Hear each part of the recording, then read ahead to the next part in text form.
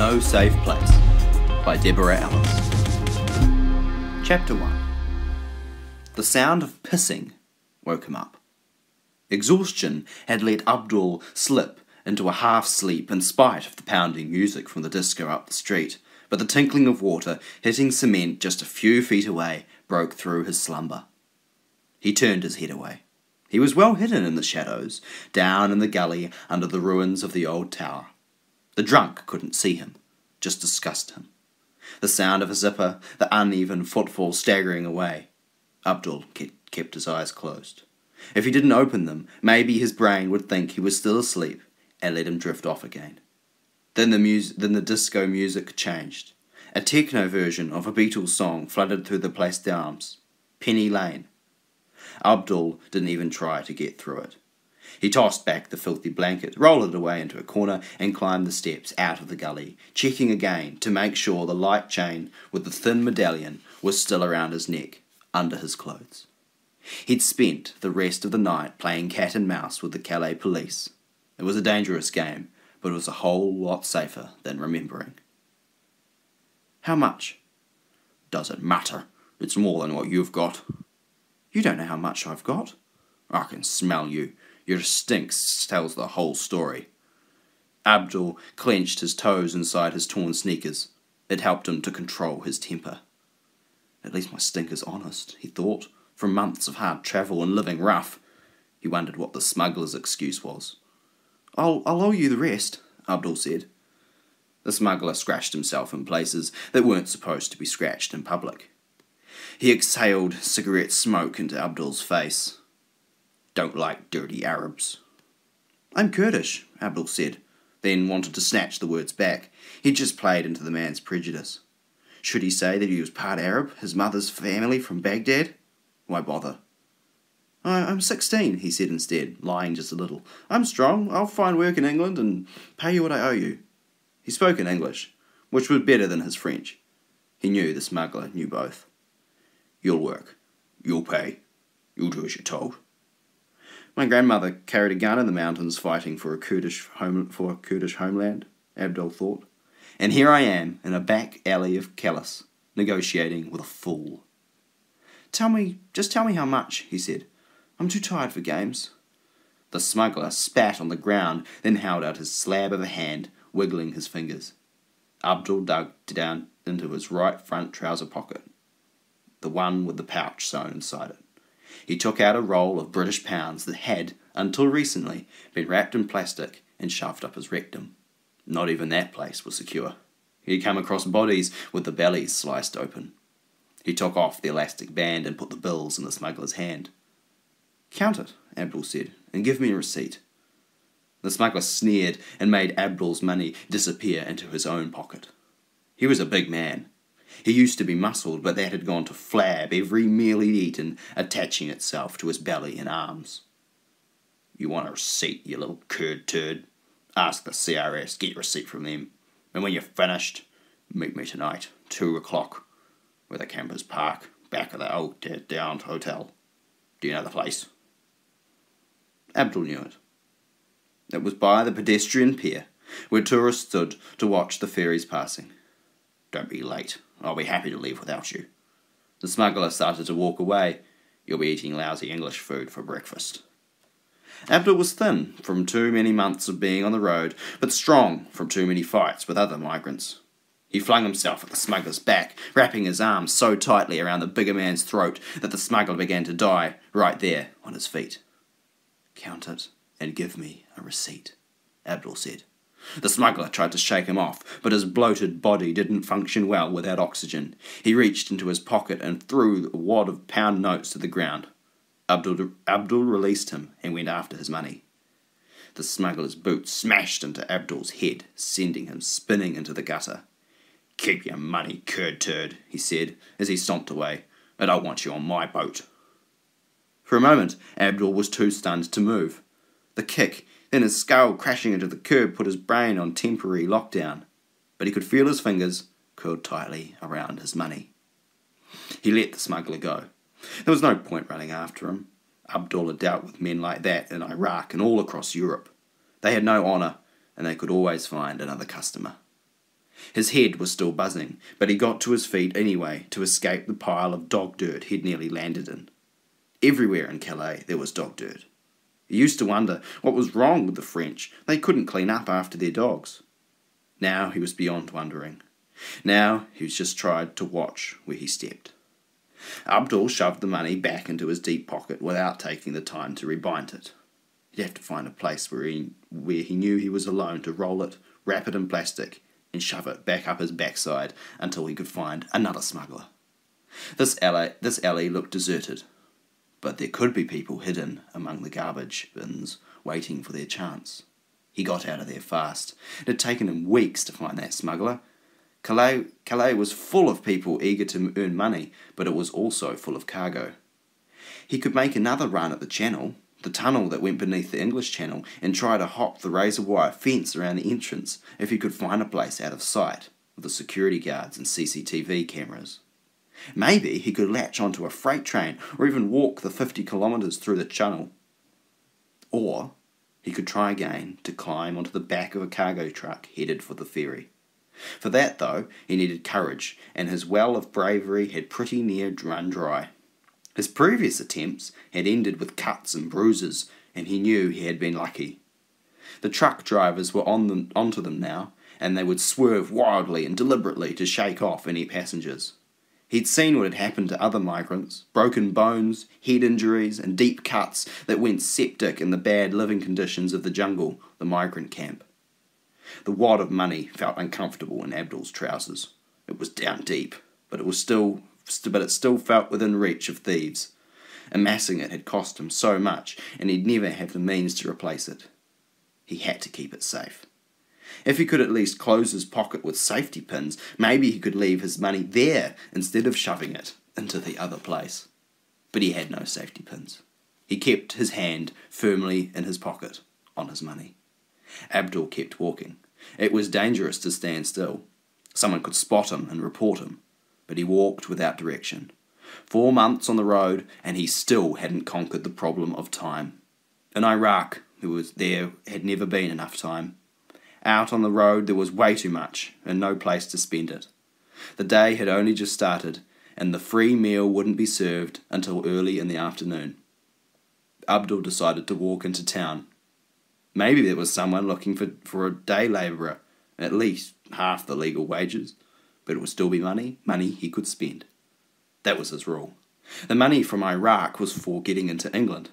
Anything else he needed on the way he had to earn.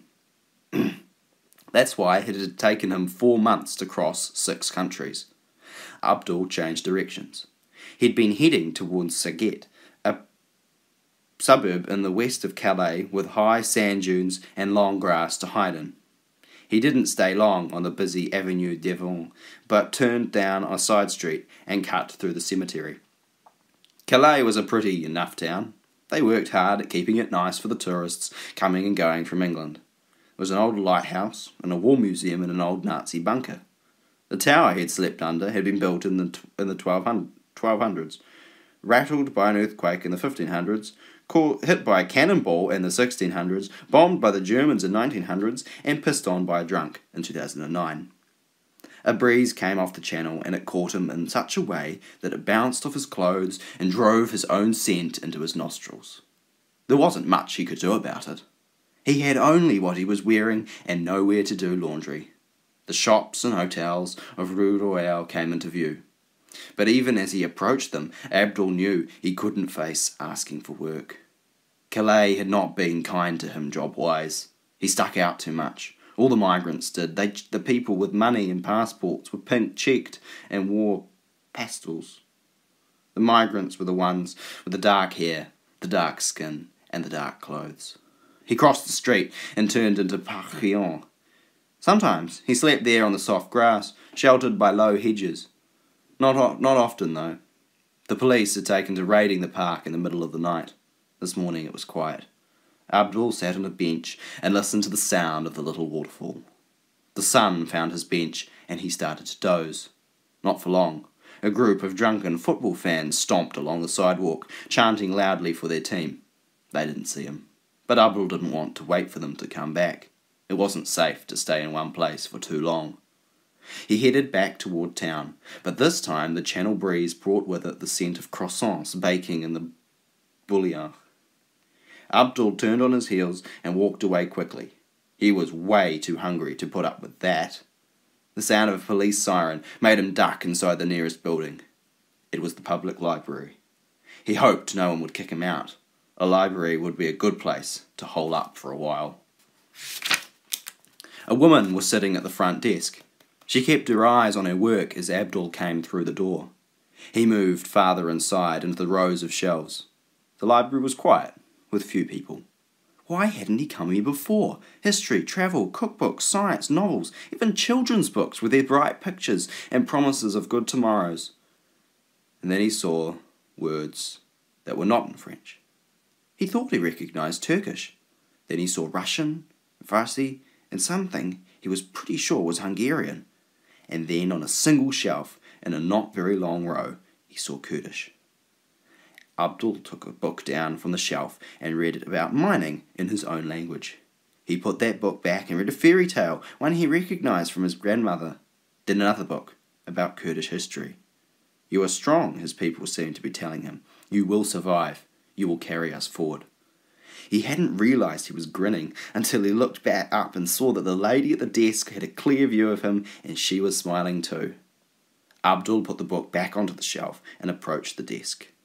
Please, do you have... He didn't know the French word for safety pins, but he saw one scattered amongst some stray paper clips. He picked it up and was about to ask her if he could have it when she reached into a drawer and took out a whole container of them. She held it up so he could help himself. He took 3, then took 2 more, and some elastic bands from the box on her desk. He knew how to say thank you in French. The librarian smiled again, then went back to her stack of books. Abdul had spotted the sign for the men's room on his journey around the library. The first thing he did there was to roll his money back up into a tight bundle and wind the elastic bands around it. He fastened the pins over the opening to his deep pocket, locking the money inside. Then he washed himself quickly, even washing his hair, bending low over the sink and using pink hand soap from the dispenser. He would have dried it under the hot air hand dryer, but another patron came in at that moment, and Abdul didn't hang around. He didn't mind that his wet hair dripped water down his back. Outside the sun was shining, his money was secure, he felt almost clean, and he had read his own language. Maybe he'd take another run at the channel tonight. But first, it was time to eat. Chapter 2. It was impossible to forget about the ferries. The hum of the motors and the foghorns announced their comings and goings. The terminal was a short walk from downtown, and with most of Calais slapped up against the channel, the ferries were always visible. Abdul felt like they were laughing at him. He approached the grounds of the old warehouse where the meal would be served. Migrants were already gathering. A white man and woman passed him on the sidewalk, knocking his shoulder with their giant backpacks, dangling water bottles, and paper sacks full of sandwiches, laughing and looking at their street map. In a few hours they'd be in England, as easy as going for a walk to the ticket office, a walk onto the ferry, a walk into Dover. Abdul couldn't even imagine what it would be like to be them. The world is divided, he thought. Some people can get on the ferry, and some people can't. The warehouse sat by the end of the train tracks, where Rue Margot met the Boulevard d'Arles. 100 or so migrants had set up camp here, hanging their washing and rained-on blankets over the barbs of the barrier fence to dry. They could almost spit on the ferries as they moved through the canal. The parking lot by the loading dock was already filling up with migrants, even though it was early. This was when being small could be an advantage. The food was always brought to the same location, to long folding tables set up in front of the loading dock of the warehouse. Abdul, checking the safety pins on his trouser pockets yet again to be sure they were still secure, started working his way in that direction. The crowd was still in a gathering mood, and people let him move. Maybe today the charity would let him help serve. He'd been allowed to do it twice before. Even though it meant delaying his own meal, the scent of the hot rice and stew driving him crazy as he added a scoop of each to the thrust-forward plates. He would get an especially large portion at the end, and usually something extra. One time he'd been given a hygiene kit with a toothbrush and toothpaste and a little bar of fancy soap with the name of a hotel on it. Another time he'd be given a bar of chocolate, which he'd traded for bread. The food was never late. Abdul appreciated that. Everything else in his life was so uncertain. Maybe that was why the charity worked so hard to be dependable. The charity van arrived. Abdul couldn't see behind him, but he could feel that the crowd had grown. It pushed forwards as the big pots were lifted out of the back of the van. Always there was fear that there wouldn't be enough. There were 2 big pots for each table. Abdul knew that one pot contained rice and one pot contained stew. It was the same meal every day. Sometimes there was meat or chicken in the stew. Usually it was all vegetables. He tried to squeeze his way to the front to ask for a serving job, but now the crowd was solid. They would not let him pass. The lids came off the pots, and the smell of the food was a signal for the crowd to push forward even more. The charity people wore orange vests and tried to keep order.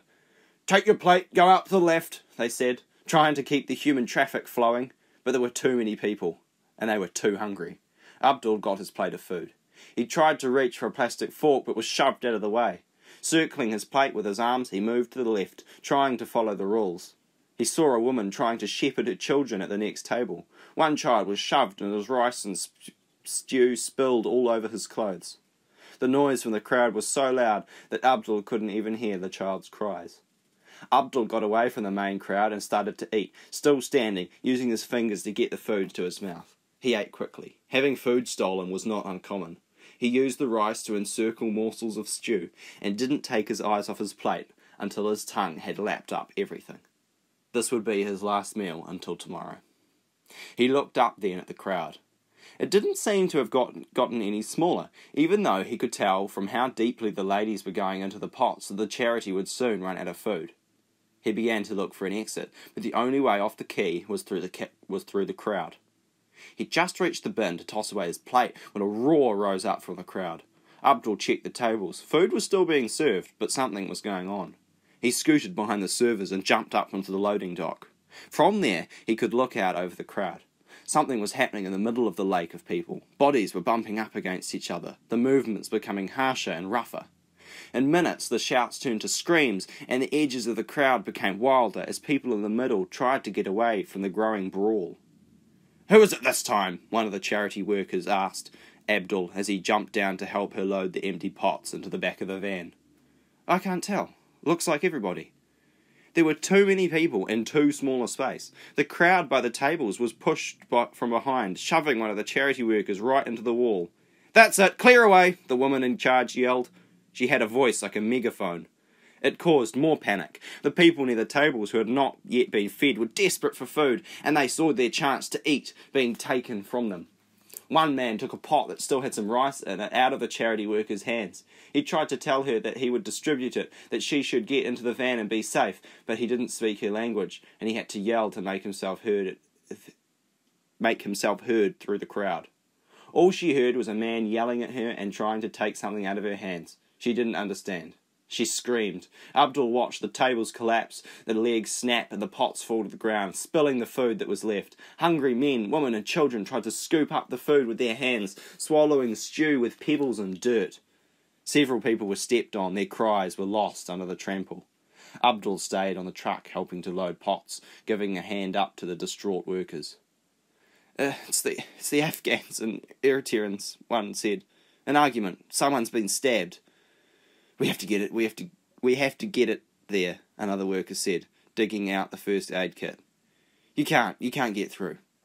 "I'll help," Abdul said without thinking. If anything, he was smaller than the woman with a medical bag. "Stay behind me." The woman grabbed firmly onto his jacket, and they jumped down off the truck into the crowd.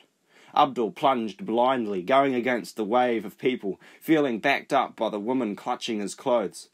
"Medic!" he shouted in Arabic, in French, and in Kurdish. "Clear the way, medic!" Through the noise of the crowd came the noise of police sirens, the special sirens of the CRS, the security police. The sound that put terror into any migrant. Abdul knew that whoever was wounded would be arrested before they were treated, and likely deported after that. He wanted to help them get them out of there, so that when the CRS got to the middle of the crowd, there would be no one they could take away. The police would beat at the crowd with batons, but migrants were tough. Many had been beaten before, often by people more brutal than the French. By a miracle, the crowd parted enough to let Abdul and the woman through. The man on the ground was Erickson. Blood came from a wound in his chest, and he was struggling to breathe. The charity worker opened the first aid kit and ripped open packets of gauze with her teeth. "Hold this!" She pulled in volunteers to put pressure on the wound and carry the man to the truck. Abdul could tell from the cries and the noise of pounding boots that the CRS was almost at them. He got ready to run. Then he spied the knife, a serrated fish gutter's knife, scuffling around under people's feet. A knife that would give him protection. He wouldn't even have to use it. He could just show it to people and they'd back away. Scrambling on his hands and knees, he went after the knife. Several times he almost had it. Then it would move, would be kicked from his reach by the crowd on the move. Finally, his hand went firmly around the knife handle. Already he felt stronger. He held it tightly and got to his feet. He brought the knife up just as the CRS officer moved in close to him. The knife stabbed into the officer's arm. In that moment, Abdul saw the officer look at his face and memorize it through the protective plexiglass of his face shield. In an instant, it took for the officer to raise his good arm, the one with the baton in it. Abdul ducked and plunged through the crowd.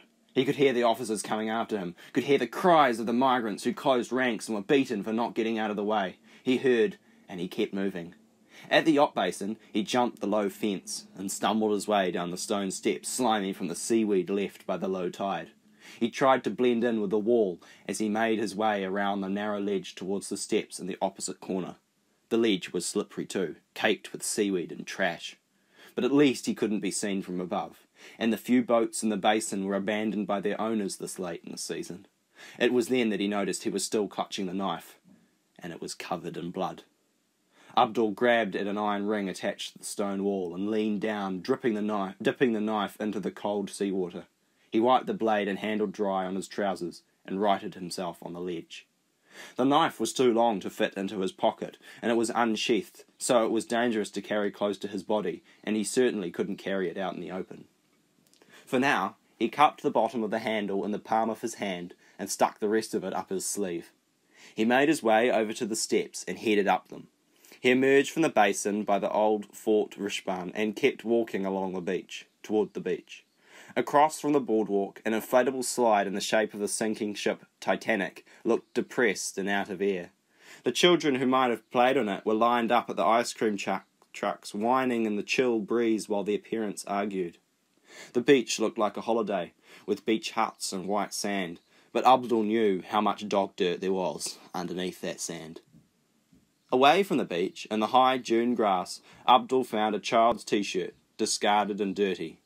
He shook it free of dried seaweed and gravel. "Mickey Mouse Christmas," he read, and he smiled at the cartoon with the big ears and the red hat. He took the knife, wrapped it in the t-shirt, then undid his shirt and stuck the bundle next to his skin. He would not be able to get at it quickly, but he felt better knowing he had it. By the time the knife was hidden away and the last button on his shirt was refastened, Abdul knew one thing. He had stayed in Calais too long. He had tried to enter the Channel Tunnel again that very night, and this time he'd make it. He needed a place to hide until it got dark. The officer he'd stabbed might be able to identify him. There was a chance he'd be recognised. Lacking any better ideas, he headed towards the jungle, doing his best to walk calmly, not to draw attention. He'd hide among the other migrants in the shanty town they'd erected in the forest out of packing crates and tarps. Even the police were afraid to go there. Abdul could tell something was wrong when he was still half a mile away. Migrants were running and yelling, and he could smell smoke. He started to run closer when he saw the riot police leading a convoy of bulldozers into the jungle. "They're flattening everything," a man called to him in Kurdish. "Don't go down there, you'll get your head broken." Abdul joined his fellow Kurd, and they climbed a ladder attached to a warehouse store wall. They went to the edge of the flat roof and sat, Abdul adjusting the knife next to his belly so he wouldn't stab himself. "Mosul," the man said. "Kirkuk," Abdul told him, naming the place of his father's birth. It was easier that they were both Iraqi Kurds. They, at least, had a starting place to trust each other. They said no more for a long while, and just watched the destruction taking place below them. Not that there was much to destroy. The shanties were constructed out of garbage, boards and plastic, scrounged from the refuse tips or stolen from warehouse yards. Bits of plastic and cardboard were almost adequate in the summer, but it was now the middle of October. Surviving in them through the winter would be a gamble at best. At least it was somewhere, the Mosul man said, as if he was reading Abdul's thoughts. It was a place where a man could say, "I'm going home." Somewhere to go, Abdul agreed. He'd never had his own shack in the jungle, but he'd made friends who let him sleep in theirs now and then. The shacks were scarcely more comfortable than sleeping on the street, and certainly no warmer. Why now? I heard that a woman was raped. That didn't make sense. Women were raped all the time in the jungle. The police didn't care. An Englishwoman, young, a journalism student, the man said. Now they decide the jungle is unsafe. Now they decide the jungle is unhealthy. My little daughter died of pneumonia in our shack, but it wasn't unhealthy then. You have children? Abdul asked, not even able to imagine what it would be like to live in the jungle with children. He had only himself to take care of, and that was hard, every day. I had 3. Now I have 1. One of my sons was born with health problems, and he died. One of Saddam's bombs, or one of Bush's bombs, who knows? Another bomb took my wife. A gust of wind blew tear gas in their direction, searing Abdul's throat and making his eyes fill with water. He covered his face, closed his eyes, tried not to breathe, and waited for the wind to change. What will you do? He asked when the breeze shifted. Well, there's talk of a hunger strike. Not just among the Kurds, among the Afghans too, and the Iranians and the Urians. A hunger strike in the middle of Calais and placed arms. What good would that do? Some will think it will shame the French and the rest of Europe into helping us. Europe would be happy if we all starved to death. Our dead bodies would be easy for them to deal with. I think shaming them is good, but a hunger strike won't work. We don't have the solidarity. We're attacking each other instead of coming together. As if to underline the point, the sound of an argument reached their ears from below. 2 different groups in 2 different languages were fighting over some discarded cardboard they both needed to rebuild their shanties. What does the world expect of us? The man asked. When we are treated like animals, we become animals. Then what can we do? My son and I are going to make our way to Paris. On foot if we have to. What's another long walk? We're going to the Eiffel Tower, or to that fancy garden with the flowers, or to that place where the president lives. I will get some gasoline, and I will pour it over my son and myself. Then I will tell him how much I love him. I will hold him close to me, and I will light a match.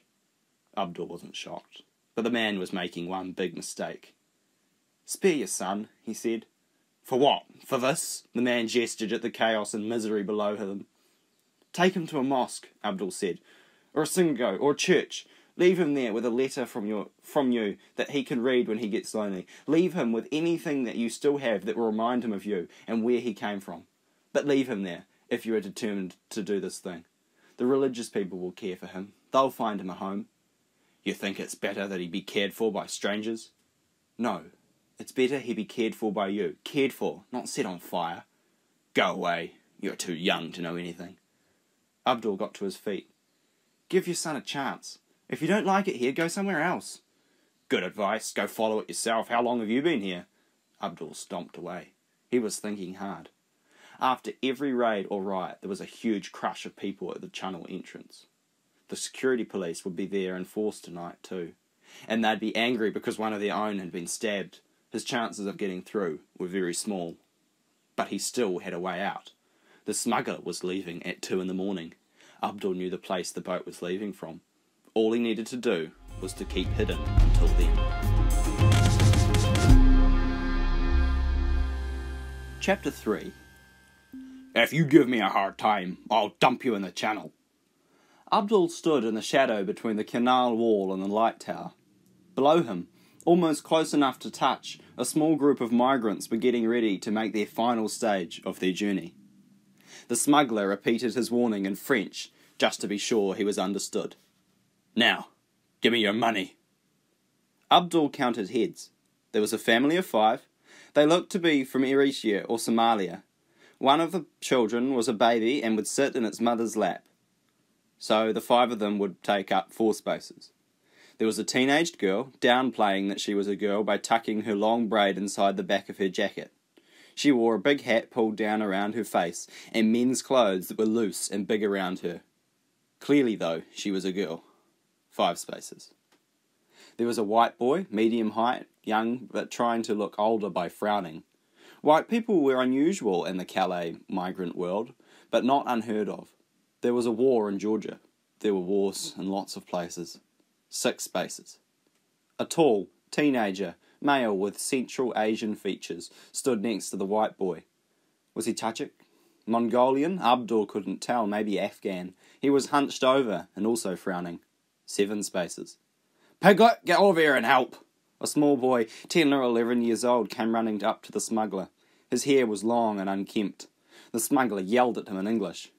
You're supposed to be working, not playing around. Is everything ready? I think so, the boy spoke with a British accent. You think so, you useless brat. Get all this crap on the boat. The boy struggled with the 2 bags that the Eritrean family had with them. The boy would take up a space. That made 8 spaces. And the smuggler would take up a space. 9 spaces. Abdul was going on that boat. He crept behind the dumpsters and looked down into the water. The boat tied there was barely a bucket. It bobbed like a cork in the harsh waves smashing the old sea wall. Abdul counted out seating spaces for maybe 6 if they all squished together. Even then, the boat would ride heavy. Evidently, the Eritreans thought so too. The husband and wife discussed it furiously, the money in the husband's hands not yet relinquished to the smuggler. The smuggler got impatient and snatched the bills away. The boat is too small, the husband said. The sea is too rough. My children... You can always make more, the smuggler said. You people breed like rats. We don't go, the husband said, his arm around his child. We stay, find another boat. Return our money. Return our money? Your money? What do you think this is? Our money, said the husband. What money? Did you give me money? Better call the police. The tall young man with the Asian features stepped forward and took the smuggler by the arm. The smuggler snorted and puffed. What do you think you're doing? The young man didn't answer, just took the money out of the smuggler's hand and gave it back to the Eritrean family. The smuggler glared hard at the young man, then signalled to the boy to get the family's bags off the boat. Enjoy the Calais winter, sleeping rough, he said to the family. You'll wish you'd all died at sea. To the tall young man he said, You think you're going to paradise in England? You're going to hell, and I'll make sure it's a special one for you, you lousy Chinaman or whatever you are. Uzbek, said the young man, and he stepped back into the group. Uzbek, the smuggler spat. That goes for all of you. None of you have enough money for the voyage. Jobs have been arranged for you in England, and you belong to me until your debt is paid. If you give me a hard time now or later, I'll make you disappear, and don't think I can't do it. I'm not forcing any of you to come. Remember that. I didn't force you to do anything. You chose to be here, and you chose to agree to my terms. Some choice, thought Abdul. The smuggler raised his voice. Hey, Piglet, get over here! The boy came running back again. This is my nephew. My lousy sister died and saddled me with him. He has a name, but it didn't matter. To me, he's a little pig eating my money. He bent down and made pig snort noises in the boy's face. Then he knocked the boy to the ground with a wave of his big arm. The migrants started to jump forward, but held themselves back. See how I treat my own flesh and blood? Imagine how I'll treat you out there in the open channel, who you are not family. The boy got up from the dirt and hurried back to the wharf. Now, give me your money. Abdul watched as the remaining migrants dug deep into pockets to pull out rolls of money that had made long journeys hidden in dark places or had been earned with deeds too hideous to speak of. They had all come to the end of the land without arriving at a safe place. England was their last hope, but they could go no farther on their own. The smuggler took the money from the Uzbek first. The boy looked about 17, and his shoulders drooped as if from exhaustion. Abdul saw him head down the steps to the boat, speak to the nephew, and shake his hand. Next it was the white-skinned boy. "You're 15?" the smuggler asked. "You look 12. As long as you can work," the boy handed over his money. "No communist tricks. Behave yourself, Boris." "I'm Russian, not communist, and my name's Shislov, not Boris." "Who cares, Boris? Get in the boat." Last aboard was the girl. The smuggler stared at her with a hard and hungry look. "The little gypsy child," he said. "Welcome aboard, sweetheart. If the journey gets dull, you can liven it up." "I'm 14, not a child, and my name is Rosalia, not sweetheart." "Your voice I don't need. Keep it quiet and get in the boat." Abdul watched the little boat fill up. He moved around the edges from a dark place to dark place until he could see that the smuggler's attention was focused elsewhere. Then he stepped down into the boat and quickly scrunched himself into a space beside Rosalia. The other migrants made room, and no one spoke. The little boat was half a mile from shore, the thick fog already making the coast of France a thing of the past, when the smuggler realised there was one person extra. "Who's that? Who are you?" "I'm Abdul. You told me I could come." "You're that dirty Arab, that Kurd. I told you could not come." "Well, here I am." The smuggler started to stand, but that made the little boat rock even more in the choppy water. He could not keep his balance, and sat down again. "Then we'll turn back. Boy, turn us towards shore." The boy was back by the motor, his hand on the rudder. He looked around. "Which way is the shore?" The fog was thick. The lights of France had vanished, and the lights of England were nowhere to be seen. The migrants clung to the benches they sat on, and the waves tossed their little vessel. "You're a fool, just like your mother was," the smuggler yelled at the little boy. "Just turn the boat around. Do I have to come back there?" Instinctively, the migrants squished together to form a barrier in case he should try to pass through. One step, and he could topple them all into the cold October water. The boy at the back moved the rudder, and the boat started to circle. The sea was against it. Waves smacked their faces and sent water flowing into their clothes. The wind would not let them turn. His uncle kept yelling, and the boy kept trying to make the turn. "You'll get us all killed," Shislov yelled. "Try to get the rest of the money then, when you're at the bottom of the ocean."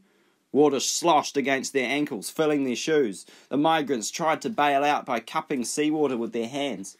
"Straighten the rudder," the smuggler ordered, "and pass up your money, Kurd, or jump off my boat." "I'll pay you when you get to England," Abdul said. "If we get there." The smuggler cursed, ranted, but the growing storm gave him little choice. "I'll get your money," he said. "I'll get your money and a whole lot else. You'll regret this. You can't cross me. I'm a powerful man." "You're a loud man, anyway," Abdul heard Rosalia mutter. For a while, they seemed to be making progress, although it was dark and foggy and windy, and they could well have been going nowhere at all. The waves got bigger, sending the boat climbing to steep heights, then dropping down it into deep troughs. The Uzbek was sick over the side. The smuggler took a flask out of his jacket and poured its contents down at his throat. "You all think paradise awaits you in England," he said. "Think again. The British don't want you. The British don't want me, and I was born there." The more he drank, the more he switched his languages between English and French. He shouted sometimes and mumbled at others so the migrants could not follow what he was saying. They could guess, though. They'd heard it all before. "Sure, I bring you over the channel for money," he said. "A man's got a right to earn a living, but I also do it for revenge. Each of you mongrels who lands on the Queen's soil is like a poke in the eye to Her Majesty." And he sang some lines of "God save the Queen," substituting save and live with words that were rude and vulgar. On and on he went, ranting and drinking. He didn't even seem to notice when it started to rain. Abdul pulled up a collar of his jacket, but the gesture meant nothing. He was already wet. "And then on top of it I get saddled with a kid. A useless insect of a kid, afraid of his own shadow. Boy, get up here." The boy didn't move. The rudder." "Kurd turd, you take the rudder, send that brat up here." "He can hear you from his seat," Abdul said. "We all can." "Well, maybe I don't want you to hear. Maybe you're on a private moment between uncle and nephew." "Then it would be better to do that on the shore," said Cheslov. The smuggler reached out and slugged the Russian. His seatmate, the Uzbek, grabbed hold so he wouldn't go over the side. "Hold it like this," the boy said to Abdul, handing him the rudder. "It's not hard." "You don't have to go up there," Abdul said. The boy didn't answer. Balancing with his hands on the shoulders of the migrants, the boy walked the length of the little boat. The others kept him from falling as the boat rocked violently back and forth. "Here he is," the smuggler said, grabbing the boy's arm. "The cause of all my sorrow, my John and my mom, my millstone. I had a good life until you came along. I had a woman. You don't think I could get a woman, do you, mongrels? But the kid came along, and she left. You're work enough," she said to me. "I'm not looking after someone else's kid." The smuggler's big hand went down on top of the boy's head. He tangled his fat fingers in the boy's long, fine hair. Even in the dark and the rain, Abdul could see the boy wince, but he did not make a sound. "You're bad luck. You're an unwanted puppy, aren't you?" the smuggler said, bringing his face low and breathing his foulness right up the boy's nostrils. "You know what we do to unwanted puppies? We do to them what the sailors in the Bible did to their Jonah. We throw them overboard." The next moments were swift and sudden, and seemed to come from all over the boat. The smuggler picked up the boy by his hair and moved to toss him out of the boat. At almost the same instant, the Uzbek jumped from his seat and flung himself at the smuggler. The boat rocked viciously, the channel water spilling in as each side dipped low. "Bail!" yelled Abdul, but the others were already doing that, even while they screamed in fear. The smuggler, clumsy and drunk, tried to shuck off his attacker. A wave decided it. Over the bow went the three of them, the smuggler still clutching the boy. The big man fought the water, trying to keep himself afloat. He was forced to release his fingers from his nephew's hair. Every time he yelled and cursed, the sea flowed into his open mouth. The boy was loose now, carried away by the sea. The Uzbek pushed off the smuggler who had managed to grab hold and went out after the boy, his long arms slamming through the waves. Several times he just about grabbed the child, only to have the waves carry him away again. Finally, he took hold of the boy's jacket and held it tight. They began the hard swim back to the boat, the Uzbek holding the boy's face out of the water. There were oars in the boat. Shislav and Rosalia held them out for Uzbek to grab onto. Abdul steered the boat close to them, then cut the motor to hold it steady as the Uzbek pushed the boy out of the water for the others to haul back into the boat.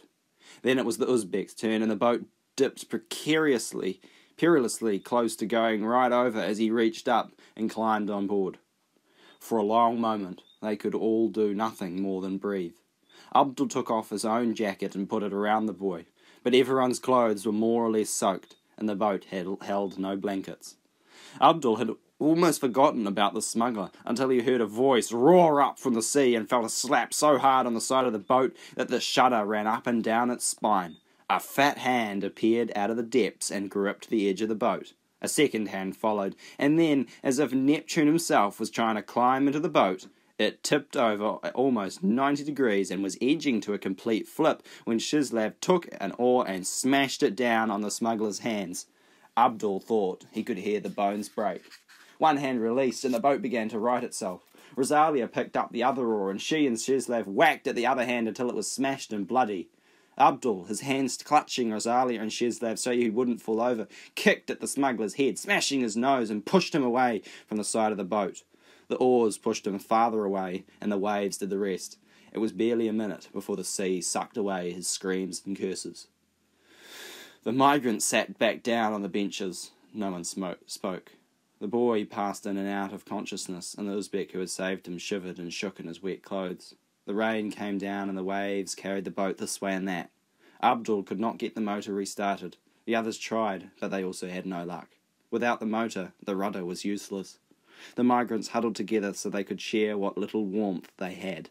They bailed out the boat with their cupped hands and scanned the sky for any signs of daylight. Abdul was sure that every slap of a wave against the hull was a slap of the smuggler, caught up with them and ready for vengeance in the cold, dark night. Chapter 4. Abdul was tired of huddling in the house. Bit by bit, he headed toward the door, trying to be invisible. It wasn't easy. Not only did he have the handle of his guitar case tight in his hand, but there were wall-to-wall relatives packed into his parents' small house. He'd been cooped up with them for more than 2 weeks, while the earth shook and the sirens shrieked and Baghdad went up in flames. He'd tried his best to do the extra work his mother asked of him, the extra work brought on by all the people seeking refuge in their house because they thought it was in a safe neighbourhood.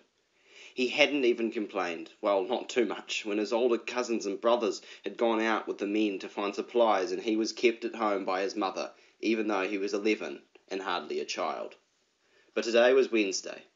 He'd already missed 2 Wednesdays with his guitar teacher, and he was not going to miss a third.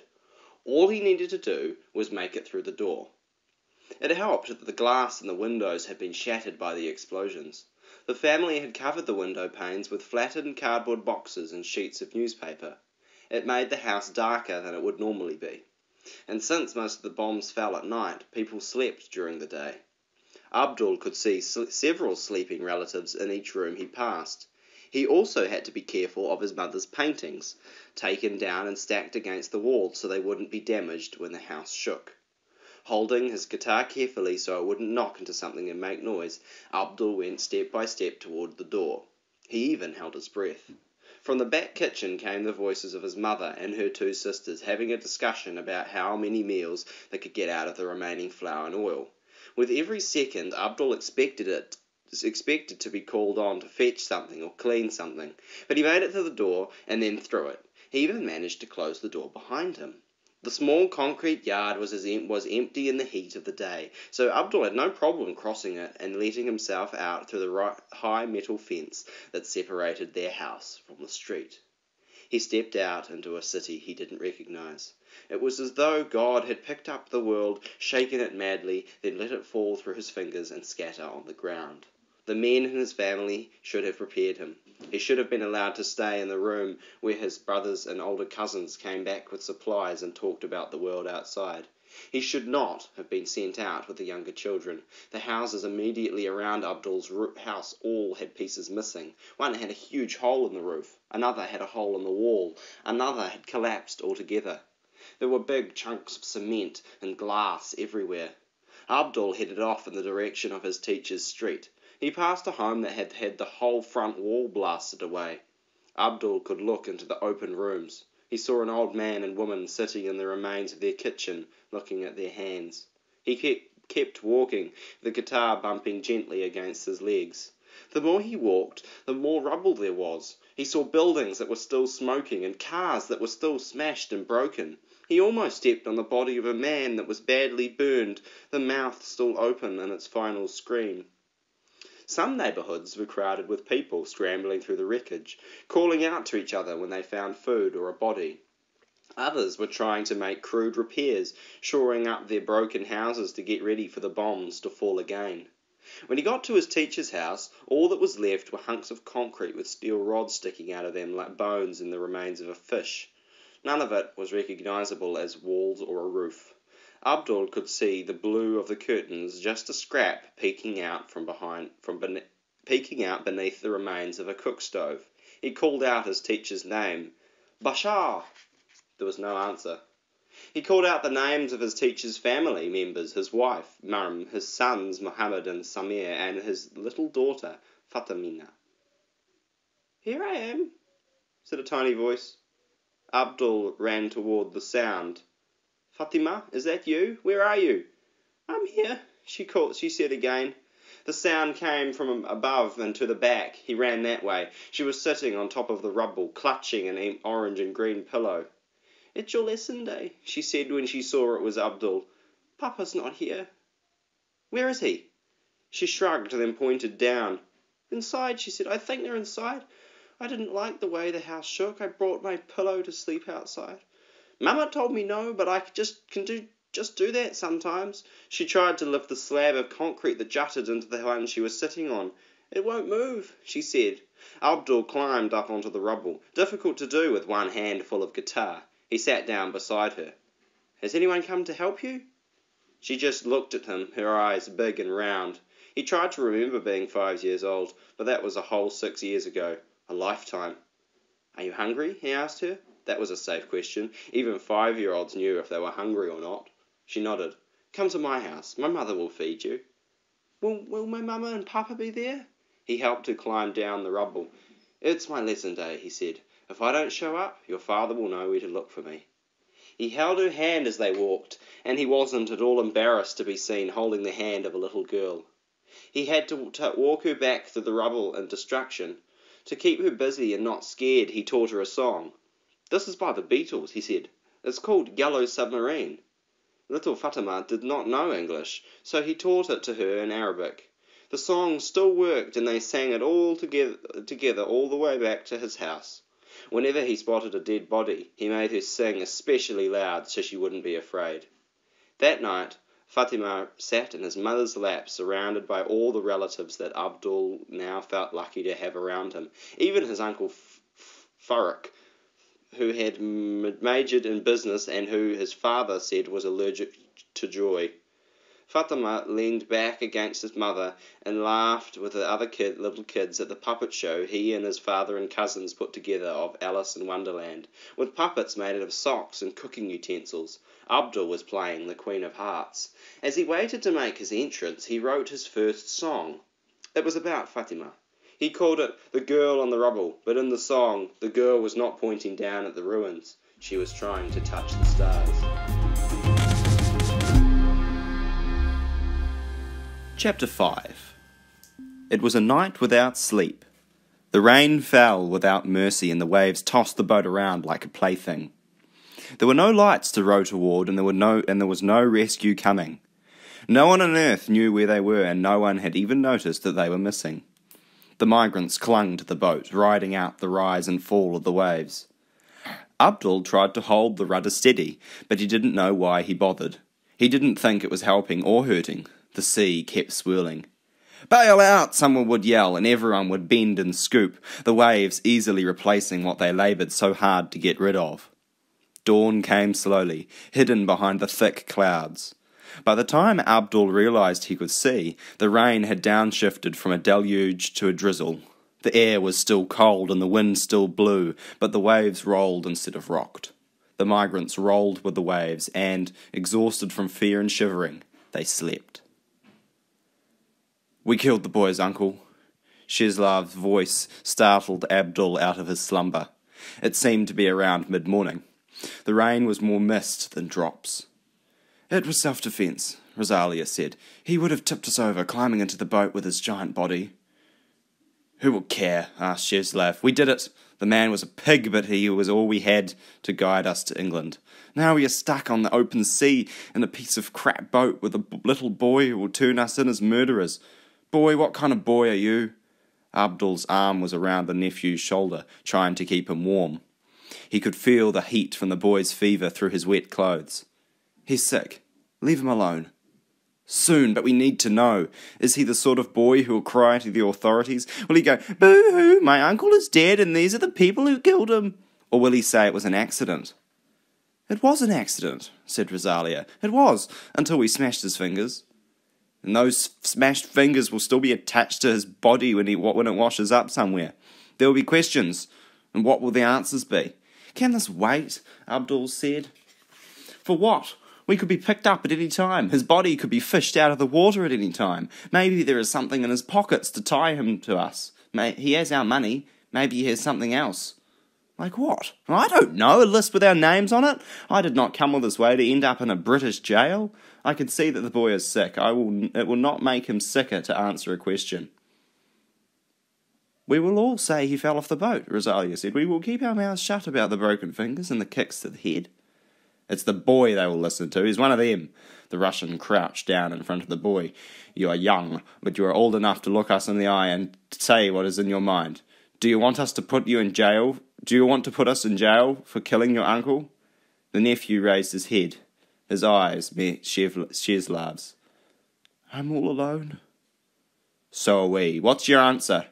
"You all saved my life," the boy said, "especially him." He nodded at the Uzbek, who hadn't moved or spoken during the whole discussion. "I won't send you to jail." Sheslav straightened up. "You hear that? That's a good, strong answer. If we are caught and questioned, we will all say his uncle fell off the boat, and we know nothing about how he got injured. Are we all agreed?" Abdul and Rosalia agreed. "What about you, Uzbek?" Sheslav put a hand on his shoulder. "You're the big hero. What do you have to say?" The Uzbek slumped under the pressure of Sheslav's hand. Abdul knelt beside him and looked in his face. "I think he's dead." "He's not dead. He can't be." "I know what dead looks like. Come and see." Sheslav and Rosalia looked. The tall young man had died. "It was the cold," Abdul said, "and the wet. and maybe the fear. What should we do? Rosalia asked. We throw him in the sea, said Shislav. We can't sail into England with a dead body in the boat. We didn't even know his name, said Abdul. What are you doing? Shislav was taking the jacket off the dead boy. This is a warm jacket, warmer than mine. He doesn't need it anymore. That doesn't make it right. Look around you. None of this is right. Shislav manoeuvred the Uzbek's arms out of the sleeves and spread the jacket out to dry. Abdul sighed heavily. He bent down and undid the boots the dead boy was wearing. They were in much better shape than his own shoes. What's in the wallet? Rosalia asked Shislav, who was taking a small black wallet out of the inside pocket of the Uzbek's jacket. Don't worry, I'll share it with you. I mean, is there a name? Shislav opened the wallet. In the place where the money would have been, there was a photo of a man, a woman, and 3 children, all dressed up and stiffly posed on a sofa. There was also a folded piece of paper. No money. He carefully unfolded the wet paper. It's a letter. Can you read Uzbek? Abdul asked. Uzbekistan used to be part of the Soviet Union. They still speak Russian there. Shislav read the note to himself. What does it say? Rosalia asked. It's from his mother, Shislav said. What do you think it says? He tossed it into the sea. Was there a name on it? No. So he can't write to her, Abdul said. She'll never know what happened to her son. If she wanted to know, she would have kept him with her, said Shislav. We should have a service, Rosalia said. We should say some prayers. We should say goodbye with respect. From Uzbekistan, he was probably a Muslim, said Abdul. I am also Muslim. We should lay him out and pray before we send him on his way. Rosalia used the Uzbek's neckerchief to cover his face. Abdul said a Muslim prayer. Rosalia said the Our Father in Polish, and Shislav prayed in Russian. Do you know any prayers? Rosalia asked the boy. I'm sorry, he whimpered. Why are you sorry? Abdul said. This is not your fault. I've been bad luck since I was born. My uncle was right. I'm a curse. Your uncle was a bad man, Rosalia said. No one cares what he said. I'm bad luck. Shislav threw up his arms. Little boy, we are all alone on the ocean with no working motor, no map, no food, no water, no papers, no dry clothes, and no home. Why do you think an unimportant child like you could make our lives any worse? It's my name. My name is Jonah. Everyone stared at him, and for a while no one spoke. It was the Russian who started laughing. The others watched him, stunned, and then one by one they joined in. What's so funny? Demanded the boy. Don't laugh at me. We're all going to die out here, said Shislav. After all we've been through, do you really think your name is what gives us our bad luck? Jonah wiped his eyes and stopped crying. He almost smiled. Let's finish this, Abdul said. Let's say goodbye to this Uzbek with no name. I think I would have liked him. I don't know any prayers, Jonah said, but I know a Christmas carol. He sang Silent Night while they lifted the Uzbek up and out of the boat. They placed him in the water as gently as they could. For a little while his body floated next to the boat until the waves took it in one direction and the little boat went in another. Sleep in heavenly peace. Sleep in heavenly peace.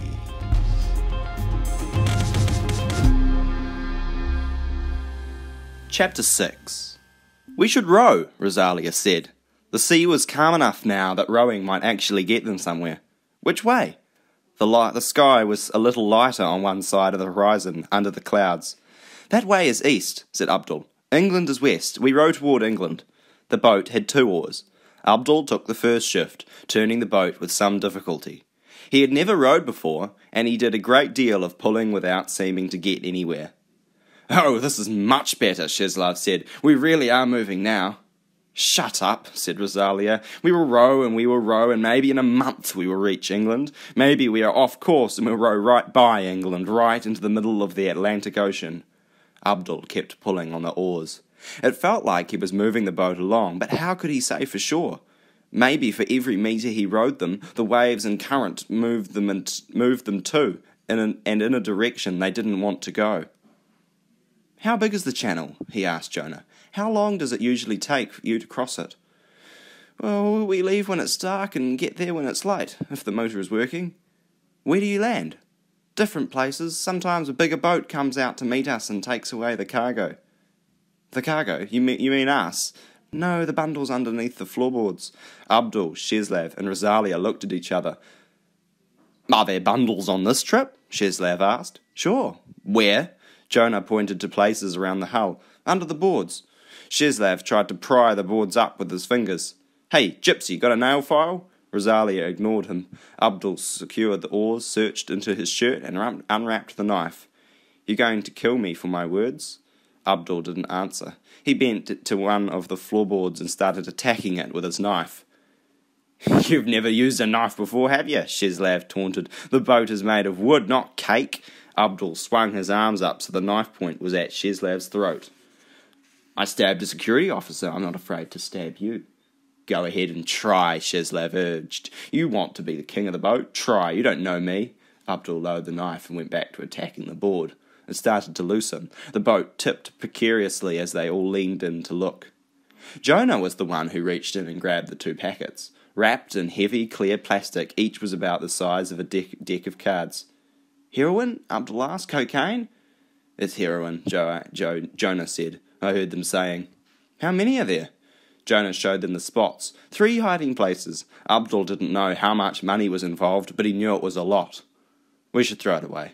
"Are you crazy?" Sheslav asked. "Before this, we had nothing. Now we are rich. And if we're caught, we have something to bargain with."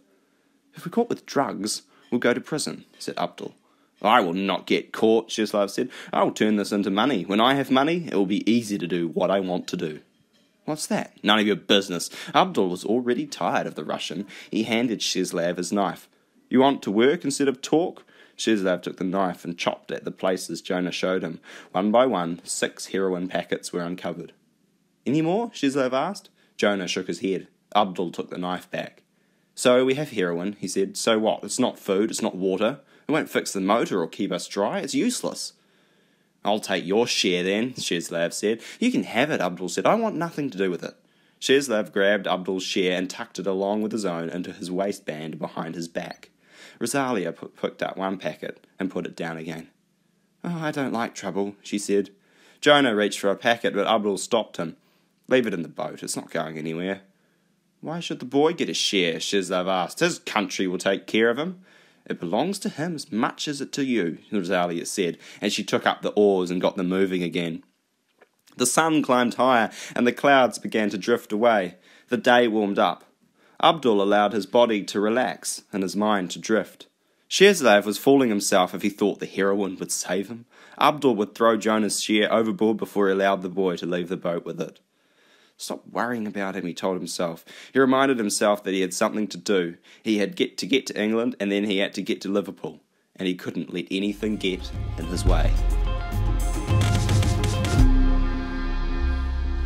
Chapter 7. Abdul woke up, and for a moment he didn't know where he was. He'd been dreaming he was a small boy visiting his parents in the Kurdistan countryside. He was chasing a baby goat, running over the rocky hills and laughing in the sunshine. But when he opened his eyes, the little farm was gone, the goat was gone, and the sun was gone. Everything was dark, and he was cold once again. He'd slept slumped over, and his back and neck ached. He yawned and stretched, then rubbed his eyes. He was looking at another boat. They had drifted right into it. It was a cabin cruiser, a yacht, 4 times longer than their little boat, and many times higher. Even in the dark, Abdul could see it was expensive. Tiny lights twinkled here and there along its sides. Abdul nudged Sheslav and Rosalia awake and motioned to them to be quiet. Jonah stirred, but didn't awaken. Abdul could tell from his fever and laboured breathing that the boy was really sick. "Should we shout for help?" he wondered. "Why would they save us?" whispered Rosalia. "They're all asleep up there," said Sheslav. "We go up. We get blankets, water and food. We take what we need, and then we get back on our own boat and row away." "I'll go," said Abdul. "One of us is enough." "Why would I trust you? I'll go." Sheslav was already on his feet, securing their boat to the yacht. "I'm going," said Rosalia. "I won't waste time, and why would I trust you?" "Someone should stay with Jonah," Abdul said. "You think he'll run away?" Sheslav was already pulling himself onto the yacht after Rosalia. Abdul followed him. Empty liquor bottles littered the deck. On one of the cushioned benches they saw a man passed out and snoring. "I'm going below, you go round the back," Sheslav whispered to Rosalia. He told Abdul to check out the wheelhouse. Abdul didn't like to be ordered around by Sheslav, but this was no time to argue. He went to the little covered deck that held the ship's wheel and control panel. There were more bottles and paper plates with the remains of a meal. Abdul picked up a half-eaten chicken leg and finished it off in 2 bites. There was a roll and some kind of potatoes and a sauce. Felt great to eat, but then he felt bad when he remembered the goal was to get things they needed and get away. He spied some large bottles of drinking water. There were 4 unopened bottles and one that was still half full. On the back of one of the chairs was a sweater, and 2 towels were bunched up on the floor. He used the larger towel to bundle up what he found. Abdul looked around carefully for anything else they might use. Whoever owned the boat had a lot of money. The console was full of fancy electrical equipment. He thought he recognised the radio and gears, but most of it was a mystery. They needed to find out where they were and how far away they were from England. We could get there quickly in this, Abdul thought. The man who owned the yacht could take them to England easily, but Abdul knew he never would. He figured he'd taken all that was useful, and he was just turning to get back to the others when he heard a shout from below. He froze. There was another shout, then another. At first they were just shouts of surprise, then they were shouts of anger. Up from below came Sheslav, and right behind him was a man with white hair and a thick body, wearing an open bathrobe over his boxer shorts. The man held a pistol pointed at Sheslav's back. "We have a thief," the man said in English with an American accent. "Came right in the boat. Hurry! Right in my bedroom, trying to steal my wallet." "I was after your blanket," Sheslav said. "It was on the floor. You didn't even need it." "Are you all right, Frank? I caught me a baby pirate," said the man with the gun. Harry grabbed Sheslav and spun him around so that he leaned against the yacht's railing, looking out at the Black Sea. The man kicked his legs apart and started to pat him down, searching him. It took no time at all to find the heroin packed away in Sheslav's clothes. "You work narcotics, Frank," said Harry, bending down to pick up the packets that fell out of Sheslav's shirt. "How much do you think this is worth?" "On the streets of Detroit, it would sure pad out my pension." "You still have your old contacts?" "I could find them. Their lives don't change." "That's mine," yelled Sheslav, taking a swing at Harry. "Shut up," thought Abdul, as Harry punched Sheslav hard on the stomach. The Russian fell to his knees.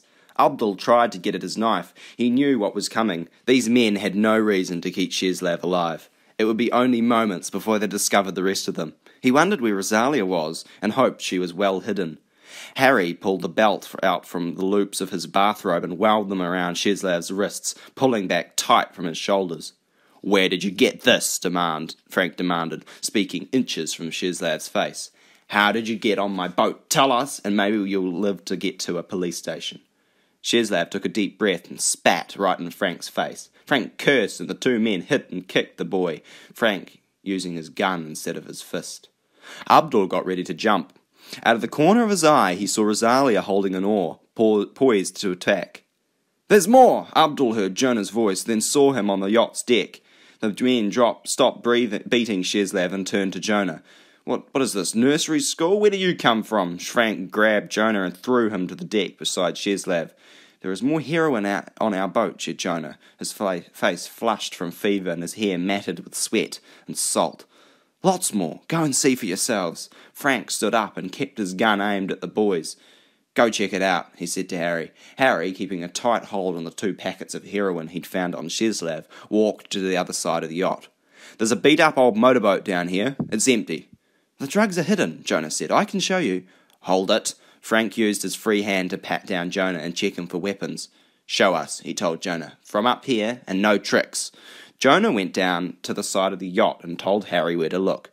"Frank, you've got to see this." "Don't move," Frank said to Sheslav. He joined Jonah at the side of the boat and leaned over to get a better look.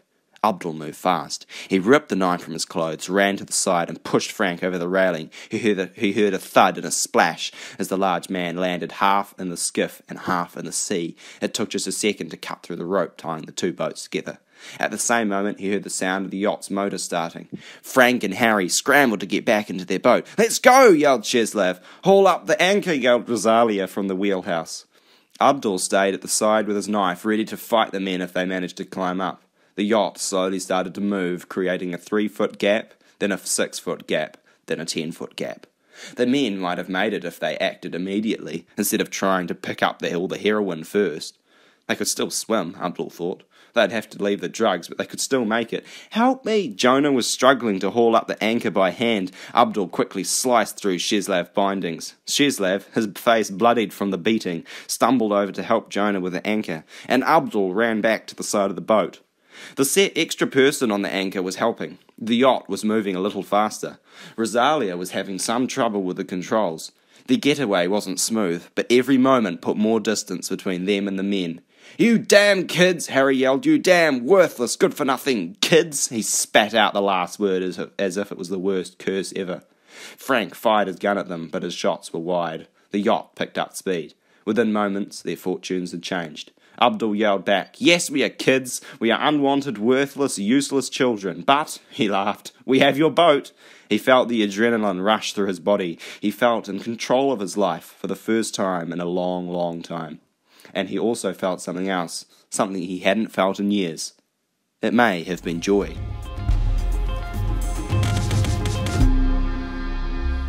Chapter 8. "Open the door!" Abdul heard hard banging and the sound of the front door being smashed in. His head thick with sleep, he tried to jump to his feet, but the soldiers were already upon him. They swarmed into the front room that was now his bedroom, ripped him off the mat and shone a flashlight in his face, blinding him. "Don't move! Show us where your weapons are! Who are you hiding here?" "You asked those same questions the last time you broke our door," Abdul said, in English because he knew the Americans didn't understand Arabic. He heard the cries of the small children and the screams of the woman from deeper inside the house. "It's all women back here! Where are the men?" A soldier pulled Abdul up into a sitting position and got right close to his face. "Where are they?" "You killed them all," Abdul said. The soldier slapped him so hard he fell over. "Bag him!" A hood was yanked down over Abdul's head and his hands were pulled behind him. A soldier kneeled into his back and wrapped plastic handcuffs around his wrists. Abdul screamed in pain as he was lifted by his arms and dumped outside. He was made to sit with his head bowed against the front wall of the house. He tried to get to his feet, but a heavy hand on his shoulder made it impossible for him to rise. "If there's anything in there, we'll find it, Ali." "My name's Abdul." "Whatever, how old are you?" 13. "Tell me now where the weapons are and there will be a reward in it for you. What would you like?" "We have no weapons." "There's only women in there," another voice said. "Some kind of brothel." "They're all widows," Abdul told them, "and their children. My mother took them in so they'd be safe." "What about your father?" "My father is dead. My older brothers are dead." "So you're the man, then?" Abdul didn't respond. He felt like a small boy. He was in his pyjamas, shivering in the cold Baghdad night, and he could do nothing to help his mother or himself. He could hear the women less afraid and more angry now that they were fully awake. "Where's my son?" his mother yelled. "What have you done with Abdul?" There was more yelling. Then the sounds of the women and children became muted. Abdul guessed that they had been locked in the kitchen. That's what usually happened during these night raids. He had never been tied up like this, though. He tried to calm himself the way his father had taught his theatre students who were nervous before a performance. "Curl your toes and breathe deeply," his father had told him. "Be aware of your surroundings. Try to own the moment."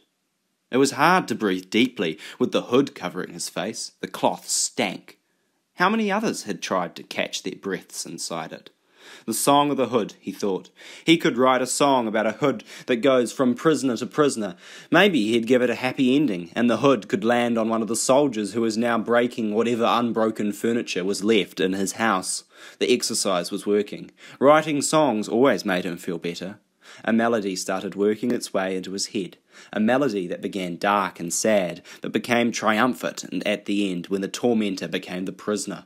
Then Abdul heard music coming from a guitar. His guitar. The soldiers were going to steal his guitar. "That's mine," he yelled. "That guitar is mine. Get your hands off it." "What's an Arab kid want with a guitar? Don't they play camel bones or something?" "This is your guitar, kid. Untie his hands."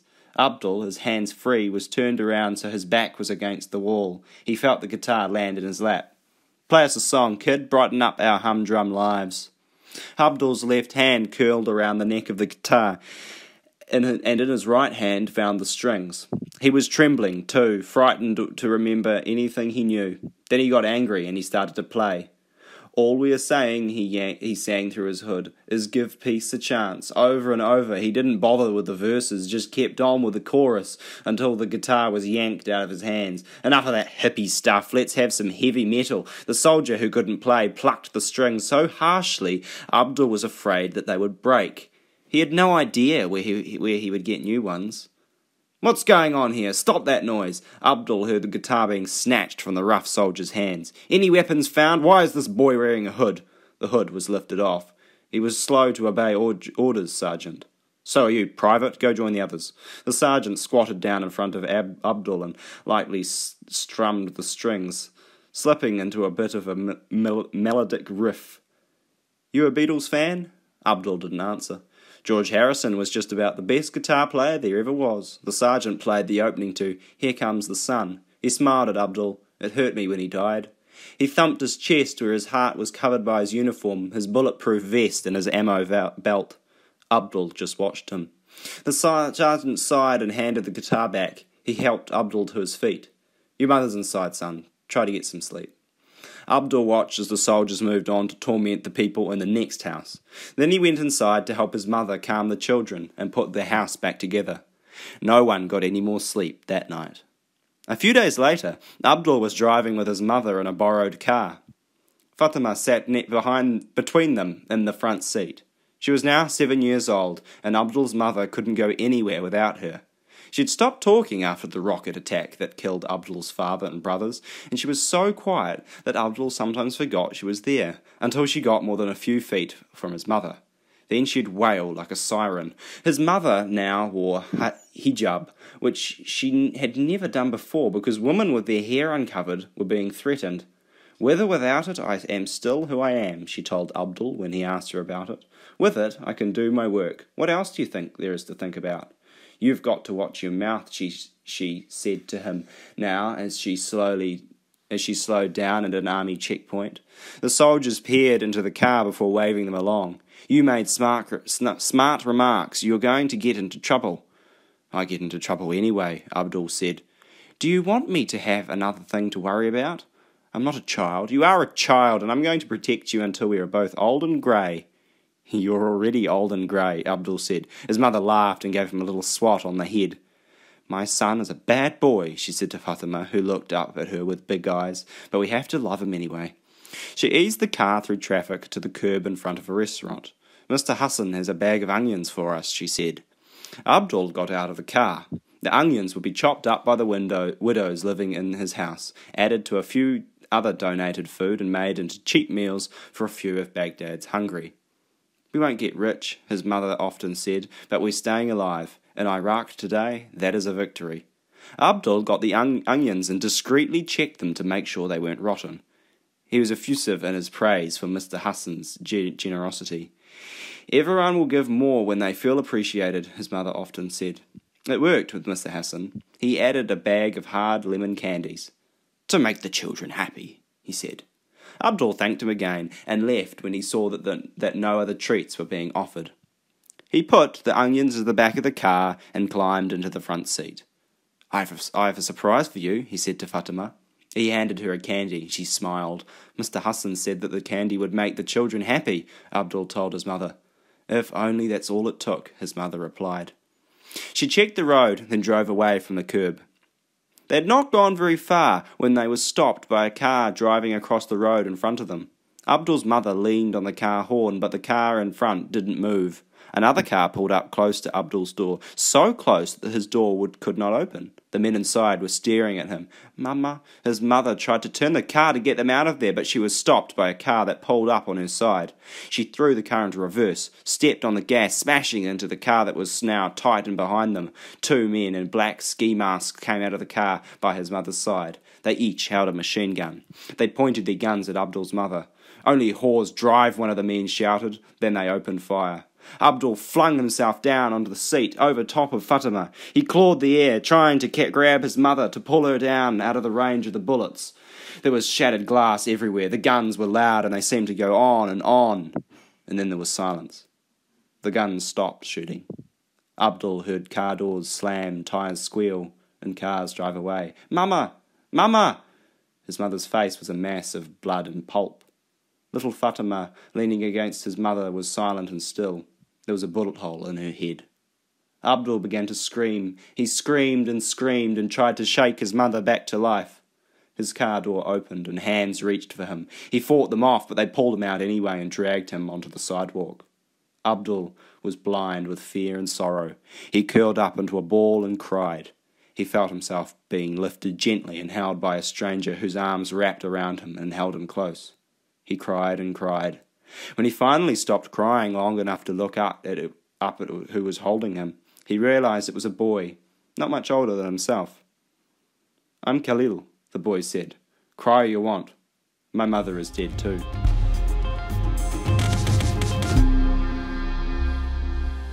Chapter 9. Abdul walked the deck. The sun was up and the water was calm. He recognized and appreciated the sweetness of the moment. He'd been here before, this brief juncture where immediate danger had passed, pressing needs were met, and the work of the next step had not yet begun. It was time to breathe, to feel the sun, to tend to wounds and to not think too deeply. Soon after their getaway, Jonah had collapsed. He'd just slipped to the floor as though his legs had turned to jelly. He was down below now, piled in bed with blankets. The yacht was well stocked with everything, including medicines. Abdul found some pills he recognized as being for fever. He crushed 2 of them, mixed them into a spoonful of strawberry jam from the kitchen, and gave it to Jonah in small amounts. He made hot tea, and held the boy's head while he drank it. The men had also left lots of clothes. They were big men, and the clothes were big, but they were warm, dry, and clean. The pockets of the trousers Abdul was wearing were deep. He'd transferred his money, pinned the pocket closed, and found a belt to hold them up.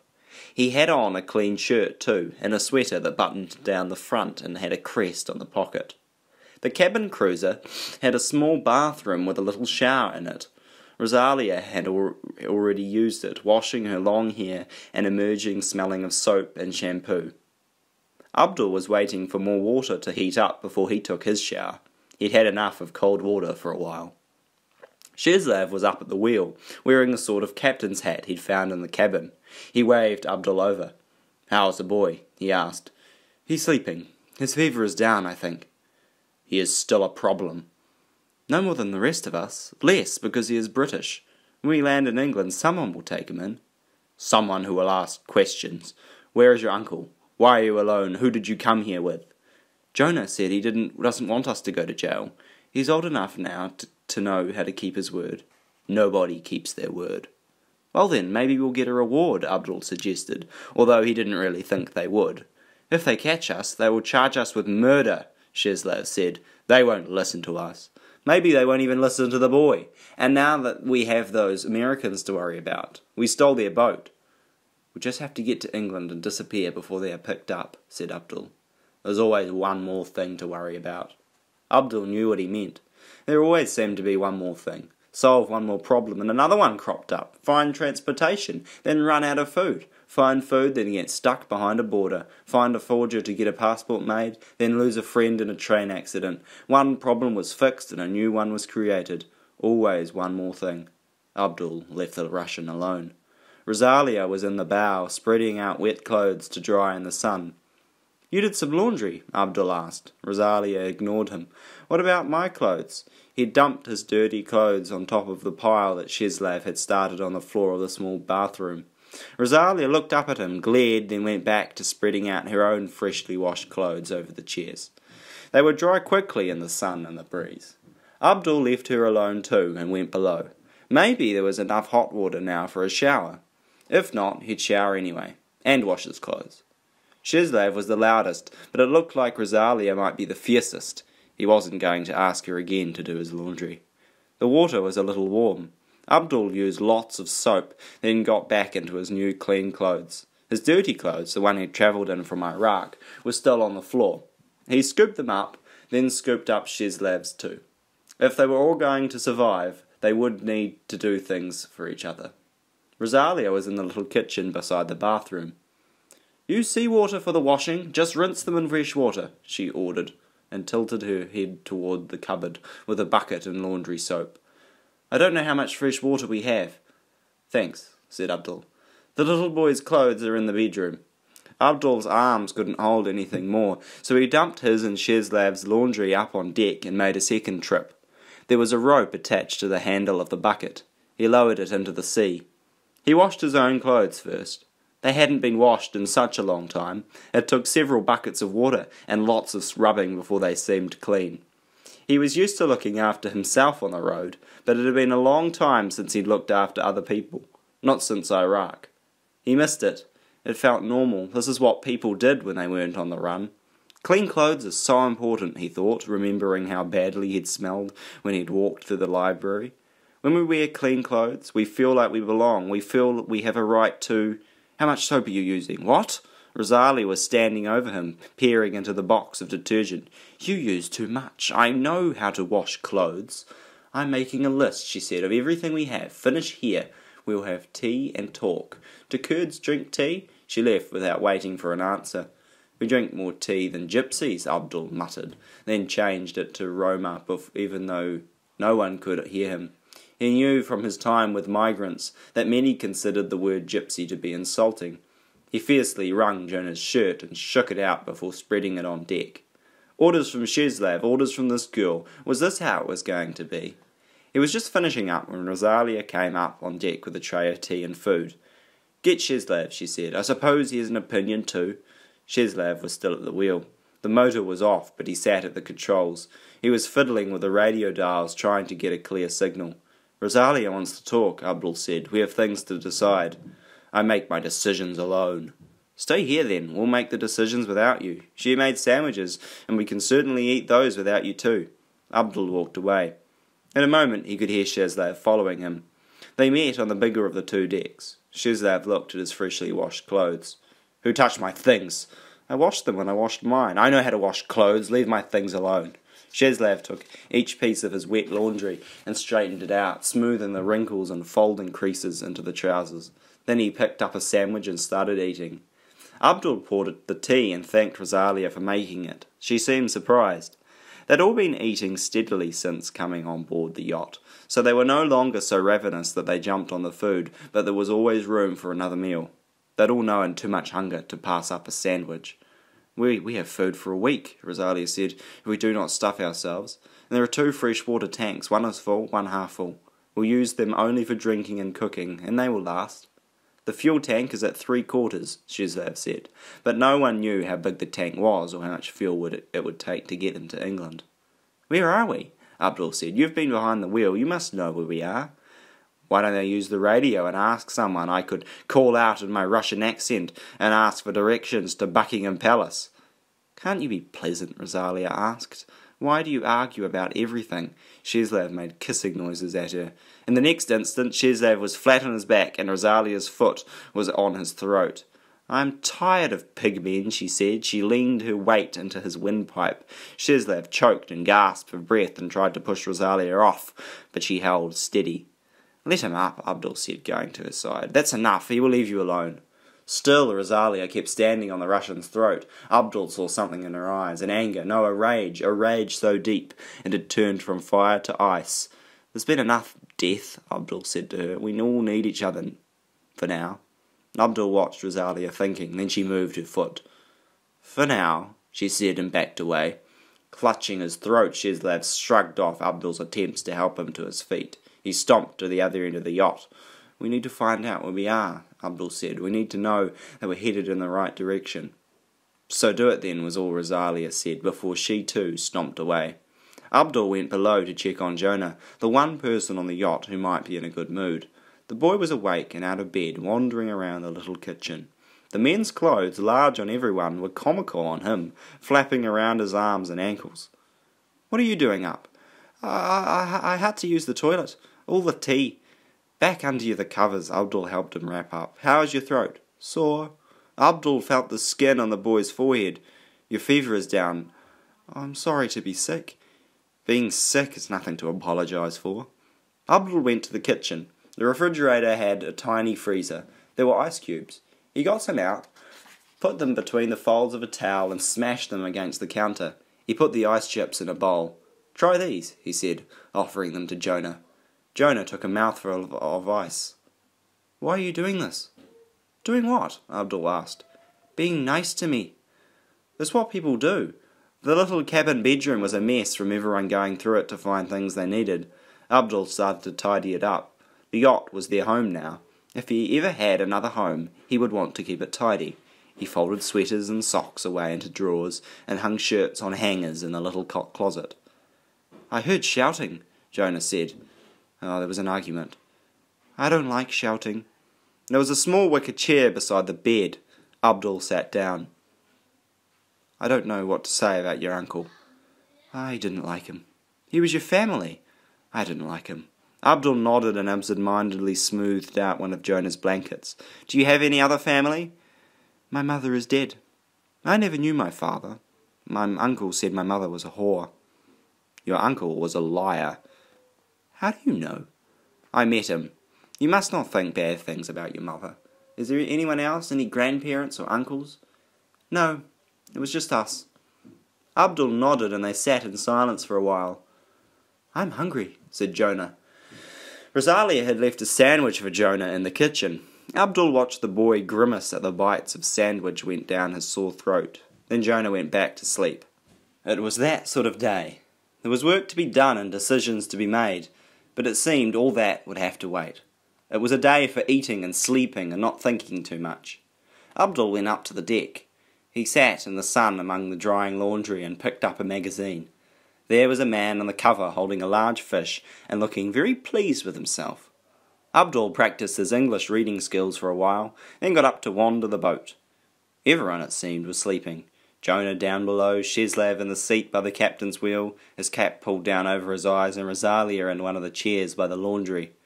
Someone should stand watch, Abdul decided, in case the Coast Guard or someone else was looking for them. But the chair across from Rosalia looked too inviting. He sat down on it. A small plastic bag with tiny, shiny black stones was on the table beside her. Abdul picked it up. He looked at Rosalia. All the tension and rage were gone from her face. In her sleep, it looked like all was well.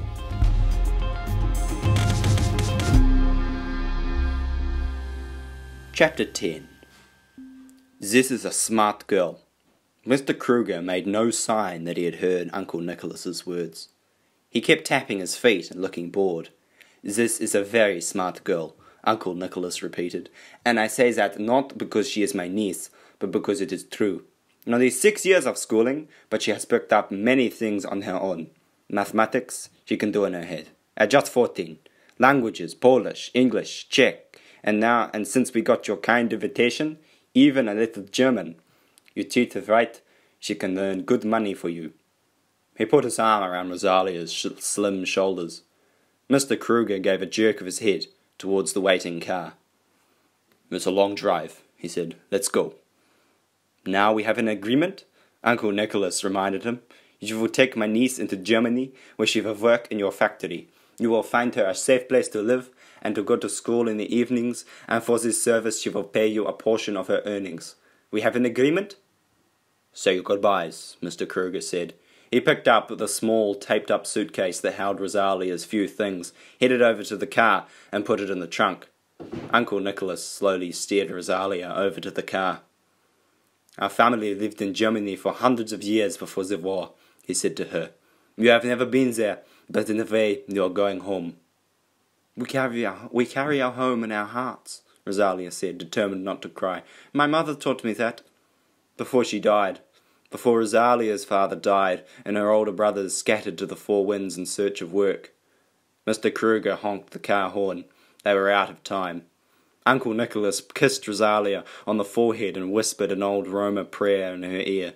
Remember that what you came from, and remember what you are worth, he said, and pushed her away. She turned, but not before she saw tears in his eyes. They did not waste time saying that they would keep in touch. On the back, Mr. Kruger said, and don't chatter. Rosalia already had a pretty good idea what kind of man Mr. Kruger was. She'd seen where his eyes had gone when he looked at her. She was glad not to have to sit beside him, and she certainly didn't want to waste any of her precious thoughts or words on him. She was not sad to be leaving the cluster of hovels on the edge of the Czechs' village. It was close to the great city of Prague, but it may as well have been on the far side of the moon. No running water, no heat, no real toilets. It was worse even than the place where she had grown up, in Nowa Huta, the huge industrial suburb just outside Krakow, across the border in Poland. At least in Poland she had gone to a regular school, though not all Polish Roma did. Her Czech cousins had been sent to special schools. Roma children were considered defective and inferior. Her uncle's children could barely read, and not because they were not smart. No, she was not sad to leave this ugly scrap of wasteland with its black, foul mud and the Nazi messages spray-painted everywhere by the skinheads who wrecked their homes and beat the Roma with baseball bats. She was not sad to leave this place that was heavy with the memories of the pig men with their swastika tattoos, who carried her off and hurt her in terrible private ways among the garbage of a roadside dumping station. Her uncle and his family were sad to see her leave, but there was no choice. The thugs would come back, and they probably had friends. Rosalia and the man driving went on in silence for a few hours, heading southwest instead of north. "We're taking the long way to Berlin," she said, just so he would know that she knew. "You think I'd make this long trip just for you?" They stopped for the first of the two other girls, just west of Bzin. She was waiting in a cheap cafe. No one was waiting with her, and she cried as she got into the back seat. Rosalia kept her eyes firmly focused out the window and her hands deep in her jacket pockets. She did not reach out to comfort the new girl. She should be strong enough to comfort herself, Rosalia thought, wishing the girl would stop crying. They picked up a third girl and another man an hour later. The girl got into the back seat. Rosalia refused to move away from the window, so the weeper got the uncomfortable spot in the middle. The man, clearly a friend of the driver, got into the front. The car was now full, and they headed for the German border. The passport check was cursory. "Welcome to the new open Europe," the driver chuckled, tucking the girls' passports into his pocket after they were waved through by the border guards. The other girls objected, but Rosalia didn't care. Her passport was fake, and not even a good fake. She didn't have any real papers. The car stopped in a small town, and the three girls were allowed to stretch their legs and go to the latrine. The men bought them sandwiches and coffee, and they all sat around at an outdoor table as though they were tourists on a holiday. The weeper, a Czech, who had finally stopped weeping, and the third girl, a Romanian, tried to engage the men in small talk. Do you go to Germany often?" And "I can't wait to see Berlin on my days off." Rosalia kept her mouth shut. She listened, and she watched. She watched the expression on the men's faces as the girls talked, and saw how they wore the sort of face people put on when they're forced to listen to people they don't consider equals. She'd seen that same expression on too many Czechs and Polish faces when the Roma tried to talk to them. She saw the way the men's eyes constantly scanned their surroundings, and recognised in that the eyes of her own people who could not rest from watching for the police. And she noticed how little time it took for them to jump up from their seats and come after her when she wandered away for a little walk. She took all this in and thought about it as they continued their journey. They stopped for a night at an ugly cinder-block motel. Everyone went into one room. "Sleep," the men said, pointing at one of the double beds for the three girls to share. Rosalia kept her day clothes on, even her shoes, and took a space at the bed's edge, refusing to move even when one of the girls asked her to. One of the men stretched out on the other double bed and was soon snoring, and the other sat up awake in a chair. Rosalia dozed with one eye open and heard the men change places halfway through the night. She waited until the snoring started up again, and then slowly, quietly slipped out of the covers. The man in the chair had his eyes closed. He appeared to be sleeping. Interested only in testing, not in escaping. After all, where would she go? Rosalia reached for the motel room door. She turned the bolt on the lock and opened the door into the deep German night. Slam! The man on watch was out of a chair and smacking the door shut. "Where are you going?"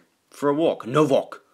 "What's going on?" And then both men were up, standing over her, yelling at her in Romanian and German. "You want to get into trouble out of Germany with no papers? You want to get us into trouble? Damn gypsies!" One man raised his arm to strike her. "Not on the face!" his companion shouted. And in that instant Rosalia knew, and she could tell that the man knew that she knew. The arm returned to the man's side, then came back out in a rush and hit into Rosalia's stomach with such ferocity that she buckled and fell to her knees. He pushed her into the dirty carpet with his foot. The two other girls were whimpering, arms wrapped around each other, trying to look small on the bed. Rosalia did not cry. She got to her feet and got back in bed, pulling the covers up to her chin. She closed her eyes, but she could feel the men glaring at her. She heard the bolt lock again, and she heard the chair being pulled into position right against the door. "You two, if she gets away, you both will pay," one man said to the girls. "Now go back to sleep." "Take her shoes," the other man said. She didn't move a muscle as the covers were pulled from under the mattress and her sneakers were untied and yanked off. "Now try to get away." Rosalia kept her face still, but inside she was smiling, as if a lack of shoes could keep her from running. They were up in the car and in the car again before the sun rose. No one was sleeping anyway, so the men decided they might as well be burning up miles. They sent all three girls into the bathroom together to get ready. "I'm watching you," the Czech girl cautioned Rosalia. "I'm going to Berlin. I'm not blowing this chance, and I'm not going to let you ruin my life." "Your life is already ruined," Rosalia was tempted to say, but she kept her mouth shut. If the girls couldn't see the signs for themselves, they wouldn't be convinced by anything she had to say. They made brief stops, no more picnic lunches. A few toilet breaks, sandwiches eaten in the car, the men trading off between driving and sleeping. It was raining. They hadn't returned Rosalia's shoes, and the socks in her feet were wet and cold. Rosalia read the highway signs and saw they were heading to the northern part of Berlin. The car finally pulled into a housing complex beside a big shopping mall. It stopped in the parking lot of a row of short apartment houses. The men got out quickly and one took a firm hold of Rosalia's arm. She was allowed to carry her own suitcase. The other man kept up cheery patter about how the girls would enjoy shopping at the mall on their days off. Rosalia kept her eyes open. She saw the name of the street, Girardhofer, and saw the note of the giant number 1 painted on the front door. On the third door, they stood before apartment 3A. One of the men knocked, and the door was opened. More men were inside. Rosalia counted 4 of them, 6 men in total, and 3 girls. In spite of herself, she started to tremble. This is what you've brought us?" one of them asked. "You travel all this way and you come back with this?" "Clean them up, they'll be good enough," one of the drivers said. "Keep the lights low." They saw she had no shoes. "Problems?" "Too much spirit, we calmed her down." "We'll see." Rosalia was taken away into a small room with a narrow bed and a small bureau, with 4 slender drawers. 3 of the men entered the room with her and shut the door behind them. She tried hard to control her shaking, but it had taken over her whole body. She put her suitcase on the floor by the bureau, then stood upright with her shoulders back and her head high. "I am brave," she told herself. "You're shaking," one of the men said. "My feet are cold," she replied, in careful but correct German. She was far from fluent, but could manage simple sentences. She immediately realized she'd made a mistake. It would have been better not to let the men know she could understand them. We'd better get you out of those wet socks then," a man said. He bent down to take them off. "I will do it," she said. She stripped her feet bare of the filthy wet socks. Then she coughed a deep chest cough. It was a cough that sounded like a cross between whooping cough and bronchitis, wet and contagious. The 3 men backed away. "Do you have your own toilet?" one said. "Through here." And they left her alone. In case they were watching her through the keyhole, Rosalia kept her face passive as she went into the little room that had just a toilet and a sink. There was a rack with a towel in it. The towel was threadbare, but it was clean, like the rest of her space. Rosalia washed her socks in the sink, rubbing most of the dirt out with a bar of hand soap, and hung them to dry beside the towel. She washed herself in the sink and put on track pants for sleeping. Before turning out the light and crawling into bed, she moved the little bureau across the door. The horrible-sounding cough covered up the noise of moving furniture. She got into bed, for the moment feeling fine. The cough was fake. Her brothers had taught her they used it to get their mother to bring them home hot tea in bed on cold mornings. Back when their mother was alive. Back when they had beds. They taught her a lot of things. She was a good student. Early the next morning, Rosalia took a closer look at her surroundings. The window in the small room would not open and was mostly painted over, except for a foot or so at the top that let in a bit of light. By standing on her bed, she could see outside. The apartment building looked out over a large park, still green in the fall, with trees that were starting to change colour. Train tracks ran along one side of it, and apartment blocks rose up all around it. She coughed again while she moved the bureau and got washed and dressed quickly. The apartment was quiet, but she was hungry. Maybe she could get some food and get back into her room before anyone else woke up. She tried the door, but it wouldn't open. She was locked in her room. She was about to examine the window again. Maybe there was a way to unlock it, a way to shimmy down a drain pipe 3 stories to freedom below, but she heard movement in the outer apartment. Someone had opened the apartment door. Rosalia heard the jangle of keys, then heard water running, cupboard doors opening and closing, and soon smelled coffee brewing. Her bedroom door was suddenly unlocked. "Oh, you girls have arrived, have you? I suppose I'll have to open another jar of jam. How many are you?" The woman at the door was short, perhaps in her mid-60s, and she peered at Rosalia with an air of accusation. "Good morning," Rosalia said in German. She held out her hand. "My name is Rosalia." "Are you the only one?" The woman ignored the outstretched hand. There are 2 others." "More work for the same wages," the woman muttered as she turned away, but she left the door open and Rosalia stepped out. The apartment was a mess of liquor bottles, plates, and of old food and cigarette butts. There was no sign of the men, but Rosalia assumed they were asleep somewhere. The woman kept working in the kitchen, and Rosalia got busy tidying the other room. It could only help her to have this woman on her side.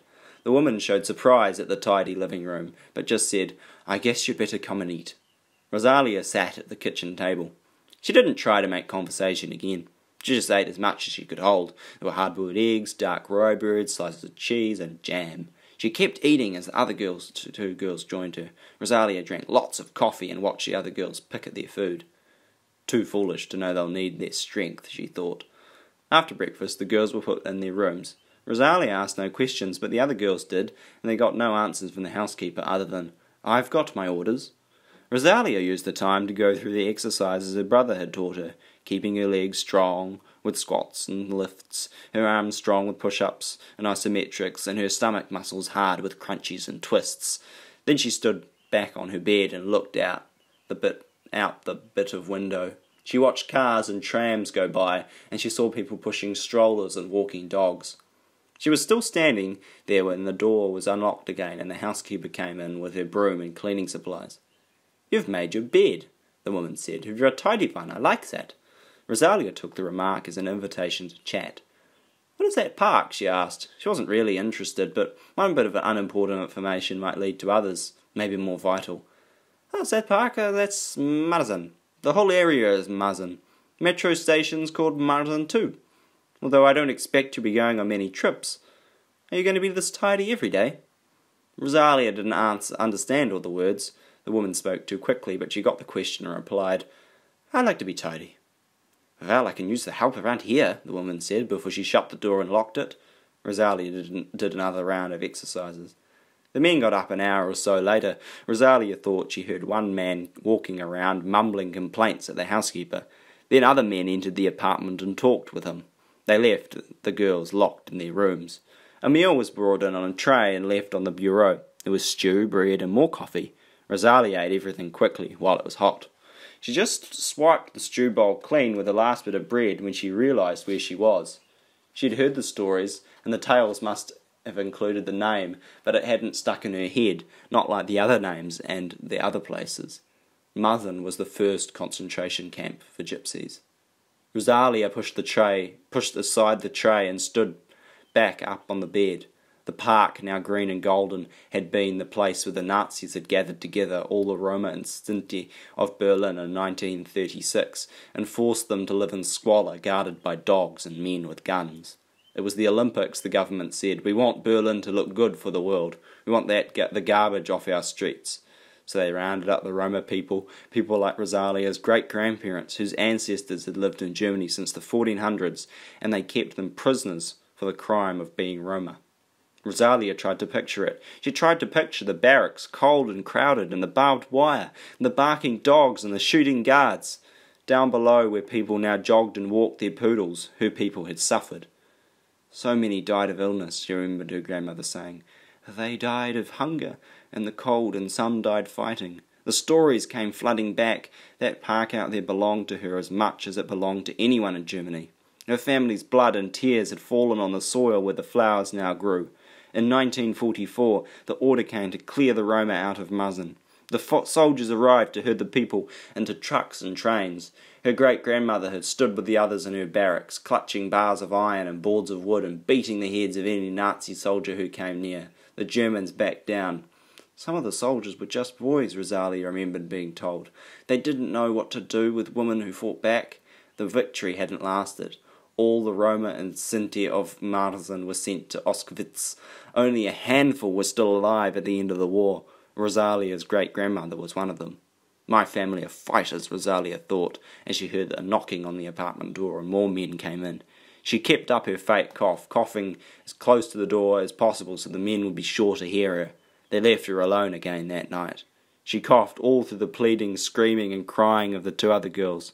She coughed while the parade of men laughed and slapped and grunted and drank. She coughed and thought about her great-grandmother fighting off the Nazis. She knew she would not be left alone another night.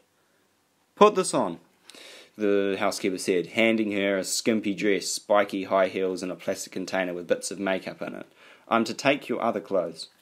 She waited while Rosalia put on her dress and shoes, then took her other clothes and her little suitcase. She closed, but did not lock the door behind her.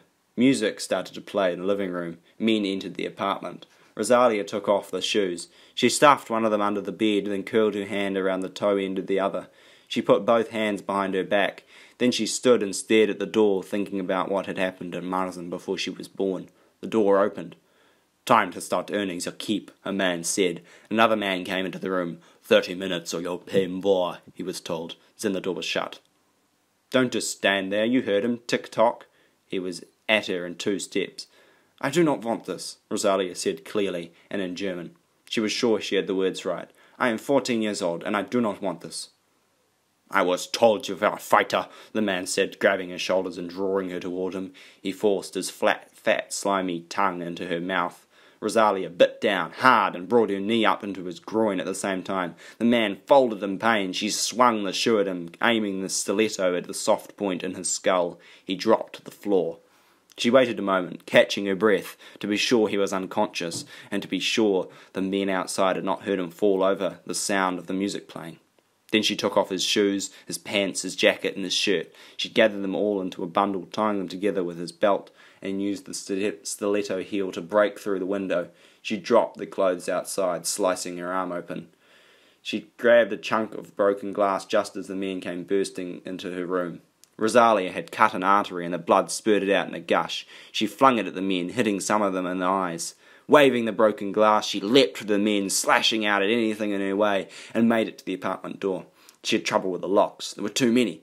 Let me out, she screamed at the housekeeper, who was standing with a tray of drinks. The men were coming after her. The housekeeper didn't move. A man was almost at her, grabbing her. Rosalia turned quickly, jagged, bloody glass pointing out. She stabbed the man hard in the belly, leaving the glass shank inside him. She got the last lock undone and flung the door open. She bolted down the stairs, leaping 2 and 3 steps at a time.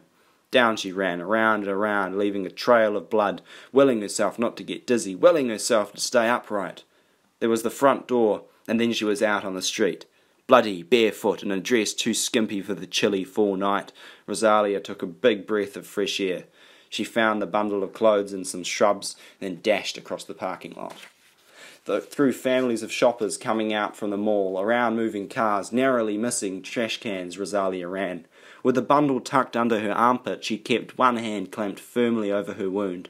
She heard one shoe, then the other drop out of her bundle as she ran. She was at the point of collapse, but she could not stop now. The park was dark. If she should just get there, she would find a place to hide. Probably they were following her. She didn't take the time to turn around and check. Steps up took her over the train tracks, and steps down took her to the laneway that led to the park. As she got closer, she could see that the park was really a cemetery, and it was closed for the night. The low fence at the entrance was not going to stop her. The bundle went over first. She had to unclasp her wound before pulling herself over. It was almost impossible, but the shadows in the park were waiting for her. She had to get there. Then she was over, and after a few steps more she reached the deep shadows and bushes. She collapsed in a thicket of trees. Rosalia undid the bundle and wrapped the shirt around the wound in her arm, using her teeth to help her tie it tight. She put the trousers on over the foolish excuse for a dress and pulled the jacket over her shoulders. There wasn't much she could do about her bare feet, but cold feet were a small price to pay for freedom. She sat hidden in the trees and the shadows, peering out at the cemetery entrance and the laneway leading to it. No one was coming after her, or at least no one had chased her into the park. Rosalia put her hands in the trouser pockets to keep them warm. In one pocket was a wallet, and she could feel the edge of bills folded inside it. She found some keys which she tossed into the trees and some coins. Just inside the cemetery entrance was a payphone. She knew what she had to do. She left the comfort of the shadows and made her way to the telephone. She dropped several coins to the slot and pressed some numbers. "Fire!" she yelled, using the German word, and she gave the address of the apartment. "Children, hurry!" She didn't think anyone would come if she just said girls were in trouble. Then she hung up and went back into the shadows. She found a spot by the fence where she could look out across the train tracks and see the apartment building where she'd been held. It wasn't long before she heard the sirens and saw the flashing lights of the police and fire trucks. Maybe now the other two girls would be rescued. Deportation or even prison would be better than what they were going through in that apartment. And now the fatigue really set in. She knew it would be better to keep running, to put as much distance as she could between herself and those men, but she was too weary. She moved deeper into the cemetery with its quiet paths and comforting darkness.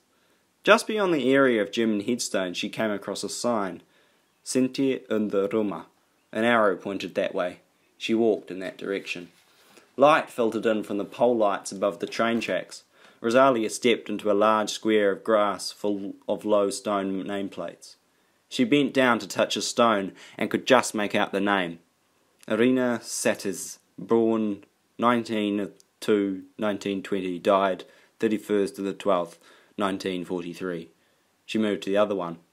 Hanna Skratzo, born 10th of the 5th, 1878, died 30th of the 1st, 1944. There were more, many more. The Roma and Sinti who had died in Marathon concentration camps, and the German citizens who had stood up to the Nazis, also sent here to eventually die. She sat among the markers. This may have been the very spot where her great-grandmother had beaten back the Nazi soldiers. Rosalia raked her fingers along the grass and thought about that fight. How scared her grandmother must have been, and how brave. A bit of sparkle caught her eye.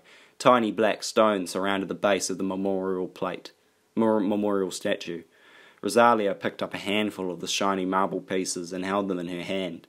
She folded her fingers and held the jagged stones tightly, so that the edges pressed into her palm. All the people who had been brought to this camp had wanted to live. They wanted to laugh and love and be with their families. They didn't want to be treated like garbage. They didn't want to go up and smoke. And they didn't want to give up. She wouldn't give up either. The man's wallet in her pocket had money in it. She was healthy, brave and strong. She had a better chance than most, and she was not going to throw it away. Rosalia opened her hand, looked at the bits of marble, then looked back at the grave markers of her people. She put the marble pieces into her pocket. She'd keep them always, then pass them on to her own child if she ever had one. It was almost like having a piece of land. She left the graveyard, climbing back over the fence, and found the entrance to the metro station. A couple of euros fed into a machine got her a ticket. There was a map of Berlin nailed to a wall. She'd go to the station that was the farthest west. Germany was not a place for her to stay. France was next, then England. She'd find somewhere. The world was a big place. She'd find a home. The train came into the platform and she got on. The train car was heated and its floor was kind to her bare feet. She'd find shoes somewhere, but first she wanted to get away. She picked up a discarded newspaper, kept her head down, and headed out on the next part of her journey.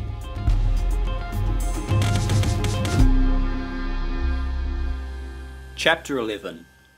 A cushion hit Abdul on the head, waking him up. He jumped to his feet and found himself standing toe-to-toe with a glaring Rosalia.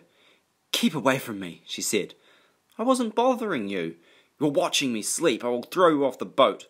Rosalia snatched up the little bag of black pebbles, stuffing it in her trouser pocket, and stomped away. "I wasn't bothering you," he called after her. She cursed back at him in 3 languages from the other end of the boat.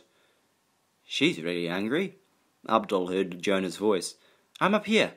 Jonah was sitting on the roof of the wheelhouse.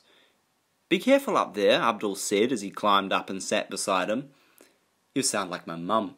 She was always saying things like that." "That's what mothers do. When did she die?" "I was 8. She died just before Christmas. Happy Christmas to me." "Was she sick?" "She took lots of drugs." "Oh." "Is your mum waiting for you in England?" Jonah asked. "No, she's dead." "Your dad?" "He's dead too." "So you're alone then?" "I guess I am." "Why are you going to England?" Jonah asked. "England's nothing special, but people always want to go there." "There's something I have to do." "Like a job?" "Isn't that why most people go to England?" "Maybe you don't need a job," said Jonah. "Maybe you're already rich. You never paid my uncle." "No, I didn't." "So you owe him, but he's dead. So now you owe me." Abdul laughed. "You want me to pay you? That's not going to happen." "You owe me," Jonah said. "If you don't want to pay me money, you could just take care of me." "Take care of you?" "We'd take care of each other," Jonah said quickly. "I'm a hard worker. I could make you tea and run to the takeaway." "Find someone else. I'm not good at taking care of people. Ask Rosalia. Ask Shizlev." "Oh, Shizlev doesn't like me," said Jonah, "and I'm afraid of Rosalia. So that leaves you." "No, it doesn't. England is your country. People there will take care of you." "Strangers?" "I'm a stranger too," said Abdul, "and I'm hungry. Do you want me to help me make supper for everyone?" "No, I don't want to help you, and I don't want to deliver you either. I can take care of myself." "Jonah, go away. I don't even want to sit with you." Jonah turned his back to Abdul. "My uncle was right. You're just a dirty Arab." The words hit Abdul like a slap. He climbed down from the roof and left the boy alone. Rosalia was in the wheelhouse at the controls. "I'm taking us out of here," she said, turning on the motor. "Jonah's on the roof." Rosalia yelled at Jonah to get down so he wouldn't fall when the boat started to move. Jonah did as she said, but went to the farthest place he could go on the deck and kept his back to them all. "Who started the boat?" Shizlev came into the wheelhouse. "I want to get to England," Rosalia said. "England is north. I'm taking us north." "We can't pass England and go straight into the North Sea," said Shizlev. "If we go straight west, then we'll go out into the Atlantic Ocean." "Northwest, then," said Abdul. "If we miss England, we'll hit Ireland." "Northwest," Rosalia decided. "I will do this. You will back away and stop crowding me." Shizlev took a step toward her, but Abdul took his arm and led him out of the wheelhouse. He'd had enough of people being angry for one day. Down in the boat's tiny kitchen, Abdul opened the cupboard doors and slammed them so hard they bounced back open again. "I am so sick of these people!" He took down a bag of macaroni noodles and a can of tuna. "I'll make a hot meal for myself. I don't care if they starve." He turned to fill a pot with water and saw Shizlev leaning in the doorway. Abdul felt foolish for talking out aloud, even though he'd been speaking in Kurdish and doubted Shizlev could understand him. "Do you eat tuna in Russia?" he asked in English. "In Russia we eat caviar." Abdul laughed. He found the can opener. He could feel the Russian's eyes on him. Shizlev was watching him in the way his younger cousins watched him back in Iraq. "If you're going to watch, you might as well work." He handed over the opener and the tuna and turned his attention to the noodles. He emptied them into the boiling water and turned to see Shizlev holding the can opener, a look of confusion on his face. Abdul took it back, stuck it in the tuna can, and gave the handle a couple of turns. Then he handed it all back to Shizlev. The utensil was awkward in the Russian's hands, but eventually the can was open. Abdul strained the tuna into the sink. After a while he fished a noodle out of the pot, tried one to see if it was done, and handed the other to Shizlev. Shizlev chewed carefully, then nodded. Abdul poured the noodles into a strainer, shook the water out of them, and put them back in the pot on the stove with the heat off. "My father taught me to cook," he said. "He liked to give my mother time to paint when she wasn't at her job." "Someone always cooked for me," said Shizlev. "Your mother?" "No!" "Then who?" "They cooked. They didn't talk." Abdul let it go. He added the tuna and some butter to the noodles, then handed a wooden spoon to Shizlev. "Stir," he said. Shizlev stirred. They divided the supper among 4 bowls and then took them up onto the deck. Jonah was still in a bad mood and refused to join them in the wheelhouse. Shezlav said he'd be happy to eat Jonah's share, and Jonah came in and ate. After supper, Abdul took a turn at the wheel. Everyone stayed together in the wheelhouse. No one talked, but at least Abdul thought they weren't fighting. He suspected that they, like him, were thinking ahead to the next stage of the journey. Once they landed in England, they would go their separate ways. He couldn't say he was actually friends with Shezlav and Rosalia, but they weren't his enemies either. He wasn't really looking forward to being alone. Though it won't be for long, he reminded himself. One last thing to do, then no more worries, no more loneliness. "I'll clean up," Jonah said. He gathered all the empty bowls. "See, I can work hard." He went below. "What did he mean?" Shezlav asked. "He wanted me to look after him in England," Abdul said. "I told him no." "He's old enough to look after himself," said Shezlav. He left the wheelhouse and went below. "The English will look after Jonah," Rosalia said. They would not let you be with him even if you wanted to." "He says I owe him because I still have the money I didn't give his uncle." "That's right," said Rosalia. "You still have money." "Do you have people in England? I mean, he hadn't meant to do this, but now he couldn't see any way not to. I mean, if you don't have any money, I could let you have some of mine." "In exchange for what?" "For nothing. You could just have it, because we are travelling together." "We are not travelling together." She got up and stood at the wheel to look into his face. "We are all alone on this boat. I am alone. The boy is alone. You are alone. The Russian is alone. You have some idea that we are friends, but we are not." "Fine." Abdul stepped away from the wheel so Rosalia could take over. He headed out of the wheelhouse, then turned back. "I don't know what happened to you, but you have no right to accuse me of wanting to hurt you. I don't know you, but you don't know me either." Abdul went to the back of the boat and watched the water churn up from the motor. He could not wait to get to England, to get away from these people. He tried to calm himself. He curled his toes the way his father had taught him. As always, it helped. He put the others out of his mind and tried to picture England so he could be prepared. It was hard to make a plan without knowing what he was heading into. England would be orderly. That much he knew from the photos he had seen in books. The British liked stone walls, neat pathways and traffic laws. There would be hedges and street signs and little shops that never ran out of things. It would make the most sense to look for a dark place to land the boat, so that meant countryside or a small town. Abdul wished he knew how much he would stand out. He knew that there were people who looked like him in English cities, but would he be too much of a stranger in the countryside? Would people see him and call the police? After he got rid of Jonah, he would be free. Maybe there was a train or a bus he could catch, but that idea made him feel cooped up and trapped. If someone tried to come after him on a train or a bus, he wouldn't be able to get away. It would be better to walk. It would take him longer, but time didn't mean much anymore. He'd walk at night, hide during the day, and eventually, finally, he would get to his destination. His fingers went on to the thin chain around his neck, and he absent-mindedly rubbed the medallion. He could spend his money in England. He could go to a shop and buy food. He could even buy a way out of the rain, a cup of coffee in a restaurant, a ticket to a cinema. If he was careful, the money he had would be all he needed.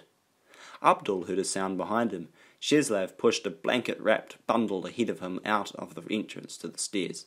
"I cleaned out the cupboards," he said. "I am going down to sell this in England." He took a screwdriver from the boat's toolkit and began to remove a brass bell that was screwed to the boat. "How are you going to move around with all that?" Abdul asked. "Won't it slow you down?" "I'm not worried about that." The bell clanged as he put it into the bundle, tied the ends of the blanket together, and straightened up. The smile on his face changed to a look of alarm. "Lights!" he shouted. "Coming this way! We are being chased!" He ran to the wheelhouse and shoved Rosalia away from the wheel. Abdul fell to the deck and the boat jolted forward at full speed. "I'm not getting caught!" Abdul yelled. He aimed the boat toward a bank of thick fog. "I'm not going back! I'm not going back!" Chapter 12. "I don't know what I'm going to do with him." The house mother looked down at Shezlav, standing between two policemen. "It's the third time he's run away, and he's only been with us for 2 years." Shezlav stood on the front steps of the baby house, wet from the rain he'd been running in. He was too tired now to try to escape the grip of the officer's hands on his arms. "He's not too big to tie to the bed," one of the officers said. I don't like to do that with the older ones, the house mother said. At least he's nearly 7. Soon he'll be someone else's problem. The police officers handed Shezlev over to the house mother and left.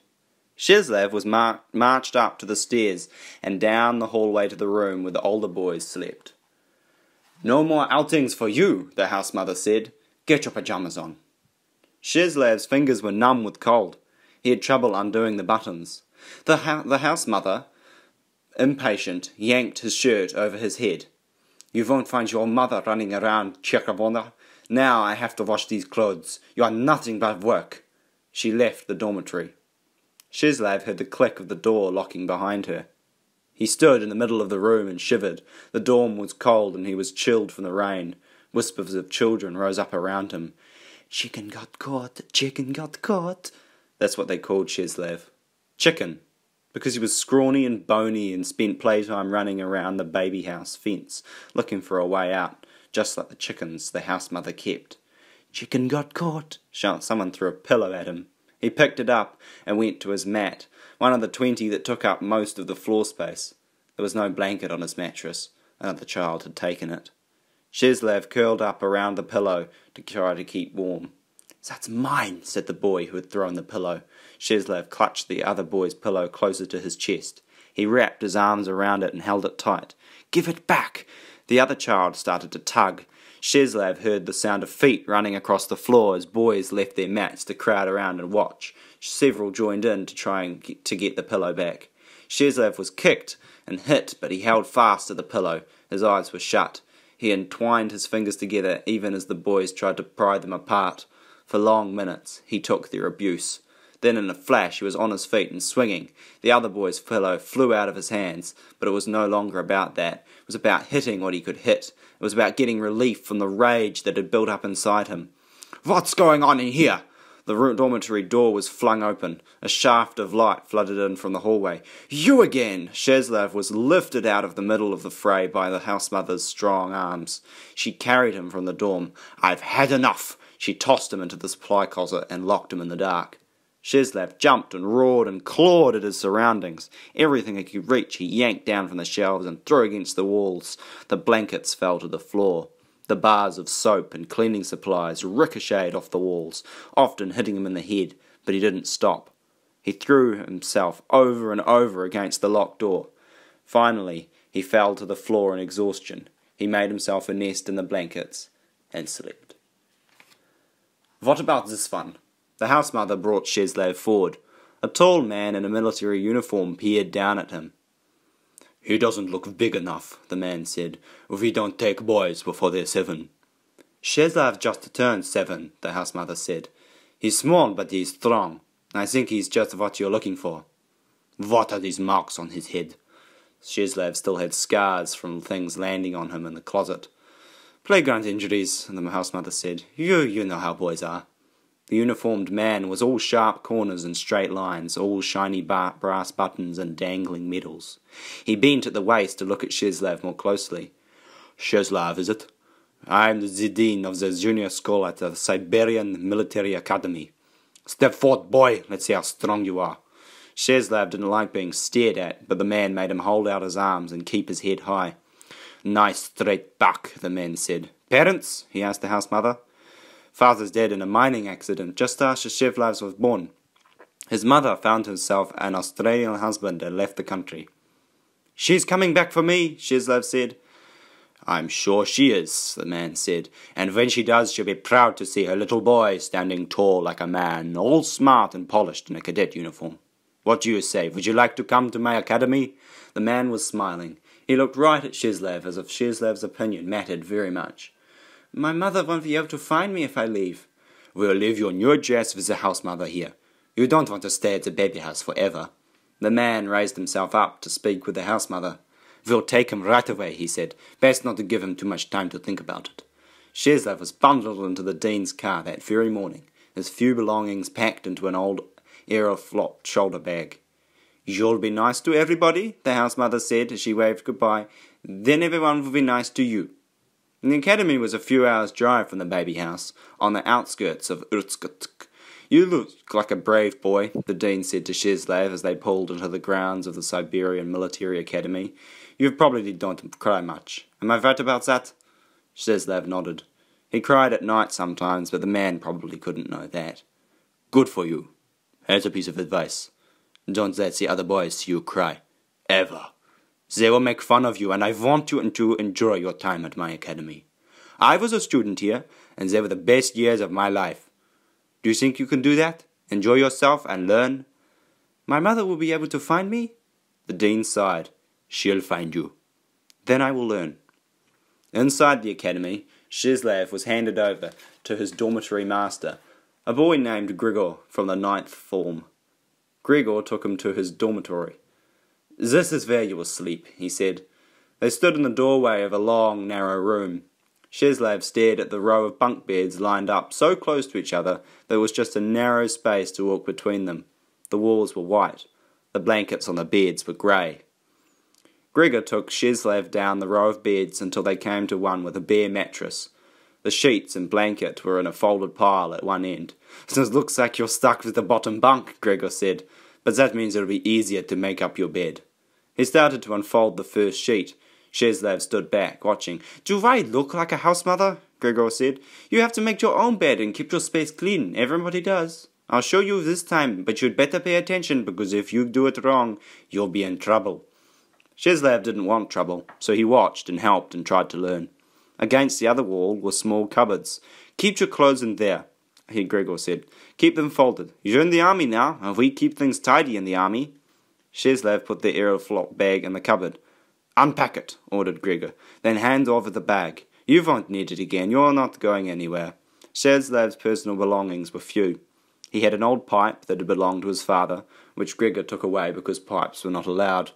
He had an old biscuit tin that held odd rocks, plastic animals, a few marbles, and a tiny metal car. And he had a glossy magazine. "You're a little young for this," Grigor said, snatching it away. "Whoa, look at them." The magazine was full of photographs of beautiful women dressed in nice clothes. "There's only one thing to do with a woman like this," Grigor said, and he made kissing noises at the photographs. "That's mine!" Shezlev tried to snatch it back. "My mother is in there." Grigor looked at the magazine's cover.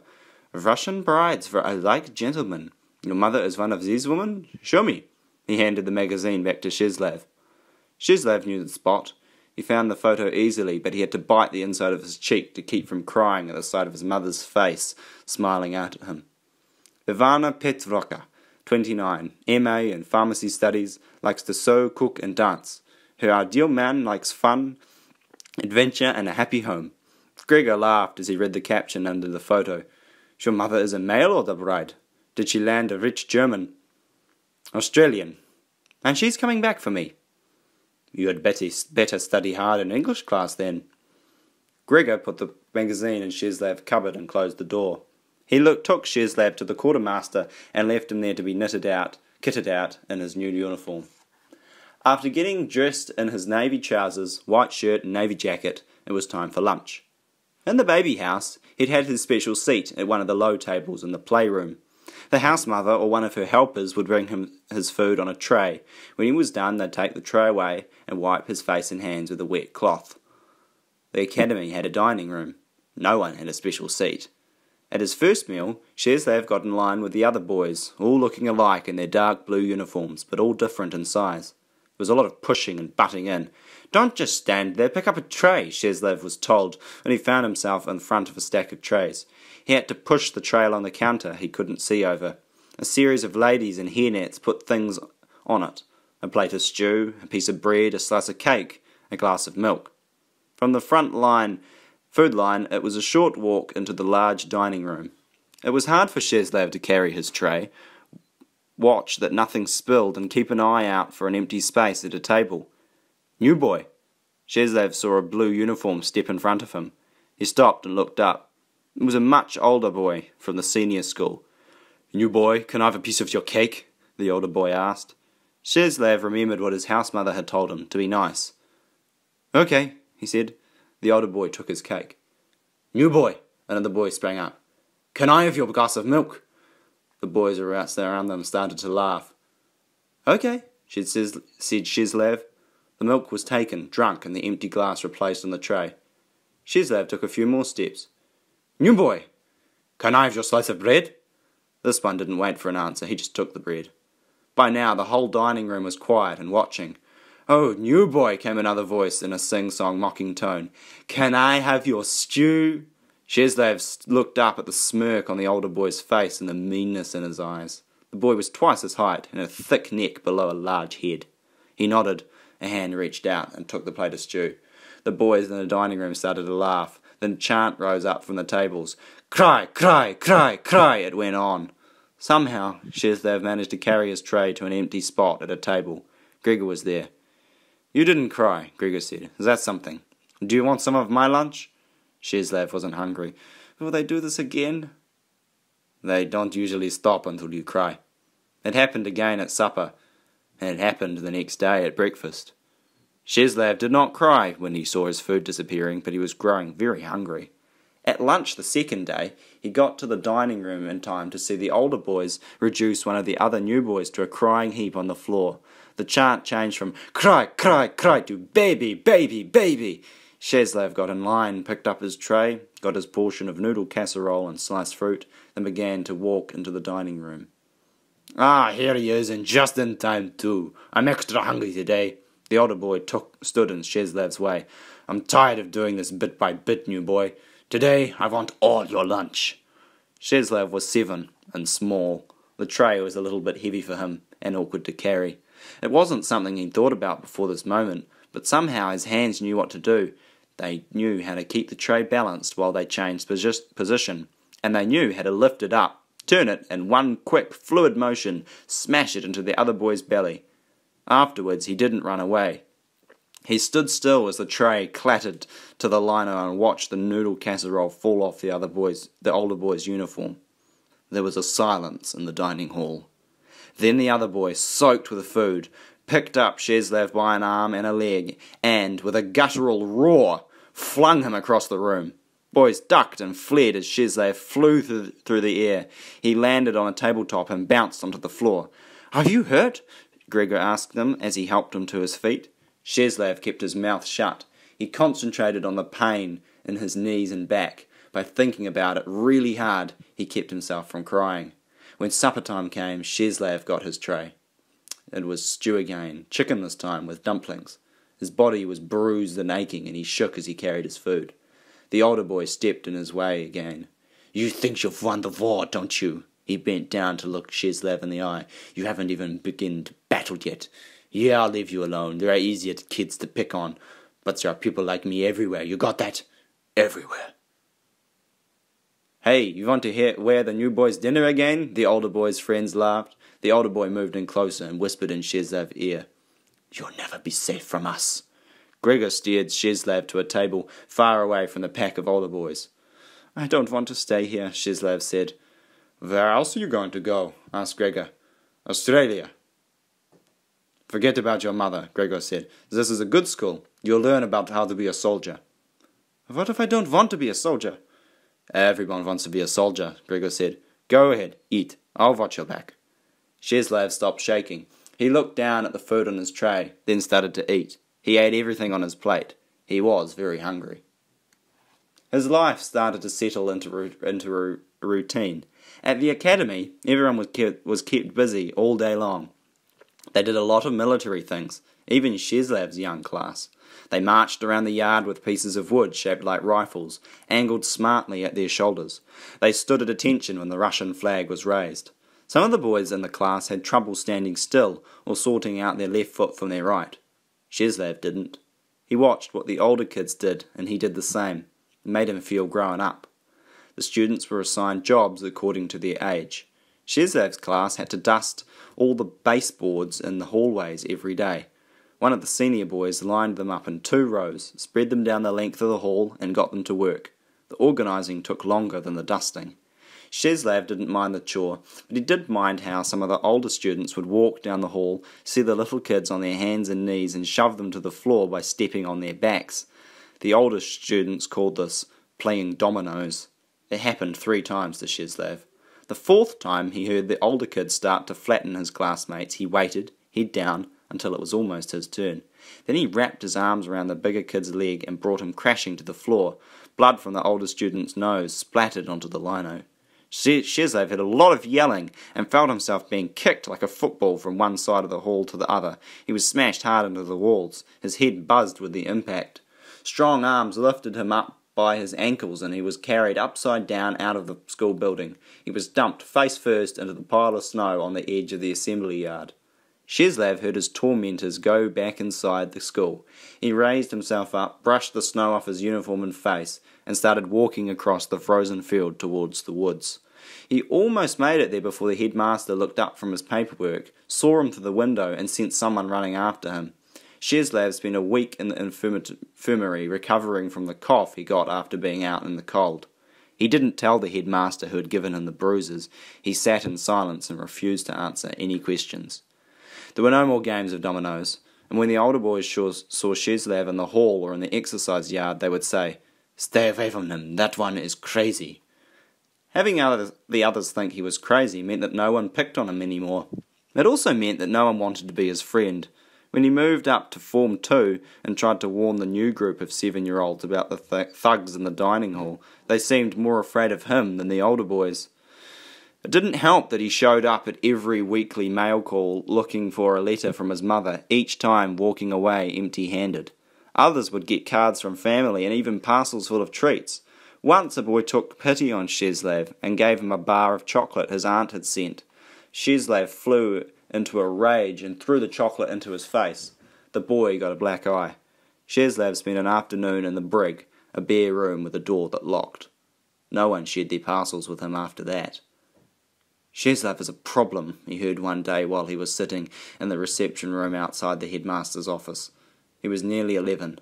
Soon it would be time for him to move from the junior school to the more serious senior school. "He has a bad temper. We are here to train officers. We cannot have officers who cannot control themselves." "He's a smart boy," said another man. Shezlev recognized the voice of his Form 4 teacher. "Based on what? His academic scores are only average. He can drill, but he shows no potential for leadership." "He's had a rough start, the fourth form teacher said, "but his arithmetic scores are not bad, and he tries hard in his English language class." "That's the only class he tries hard in," said the physical training master. "He has no team spirit, doesn't care whether his team wins or not. He's fine on the individual challenges, swimming and the obstacle course. He's small for his age, but well coordinated. But the other boys don't like him. No one wants to partner with him for judo, and he's always the last to be chosen for any team. They think he's crazy." "Will he do better in any other school?" the Form 4 teacher asked. "The Russian army is big. He would have found a place in it." Soon after, Shezlev was called in. He saluted and stood at attention before the headmaster's desk.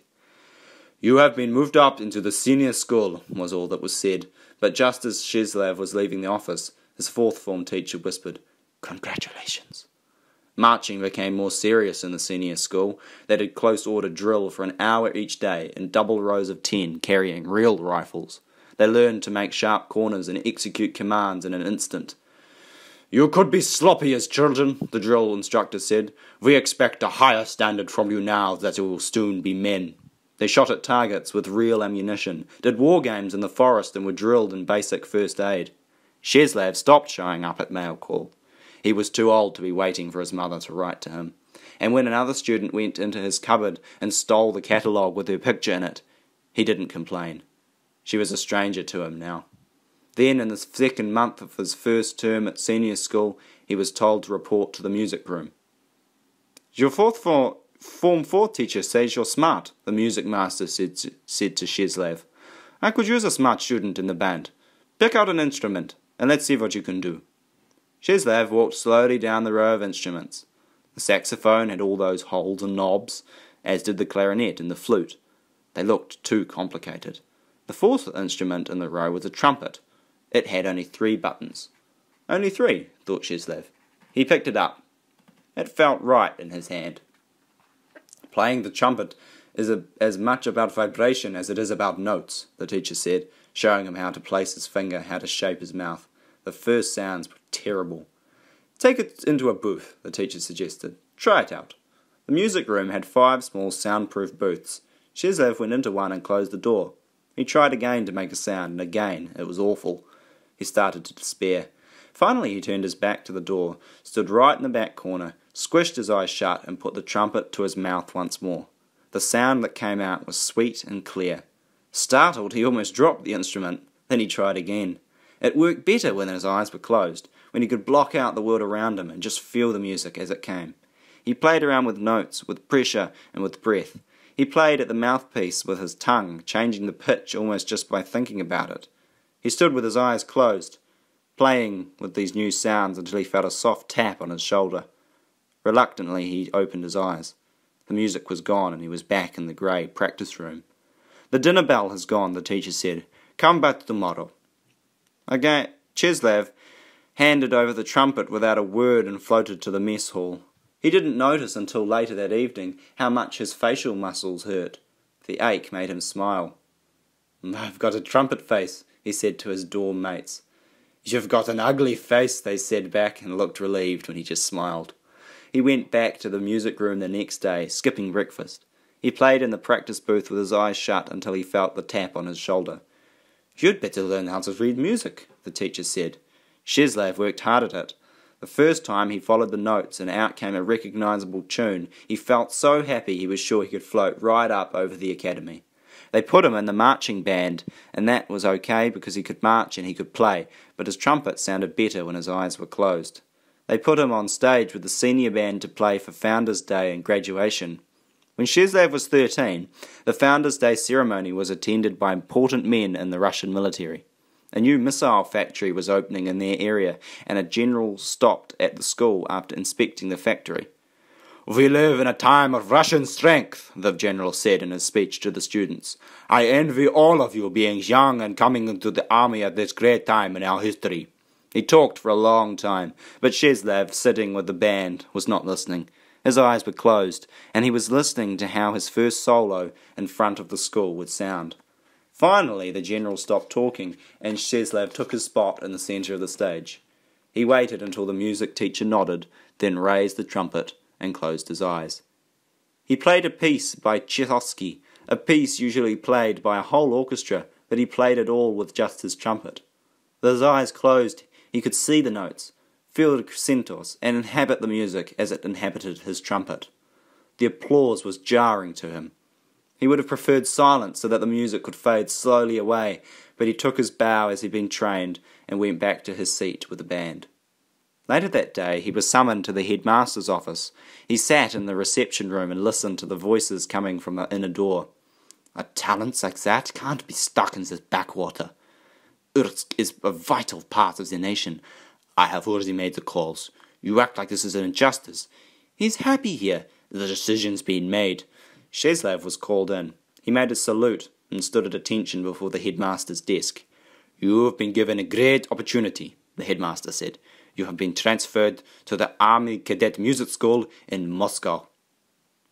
There are fine musicians there like yourself, and you will learn from them and be a credit to Russia," the general said. "Can't it wait until the boy is 16? The music teacher asked. 16 is the age for cadets." "Special circumstances," the general said. "Have him ready to go first thing tomorrow morning. He'll fly back to Moscow with me. The defense minister is attending our next company assembly. I'll present the boy then." Shizlev was dismissed. He skipped the evening snack and sat on his bunk. He didn't know how to feel. In the morning he was bundled along with the general and staff into a military plane.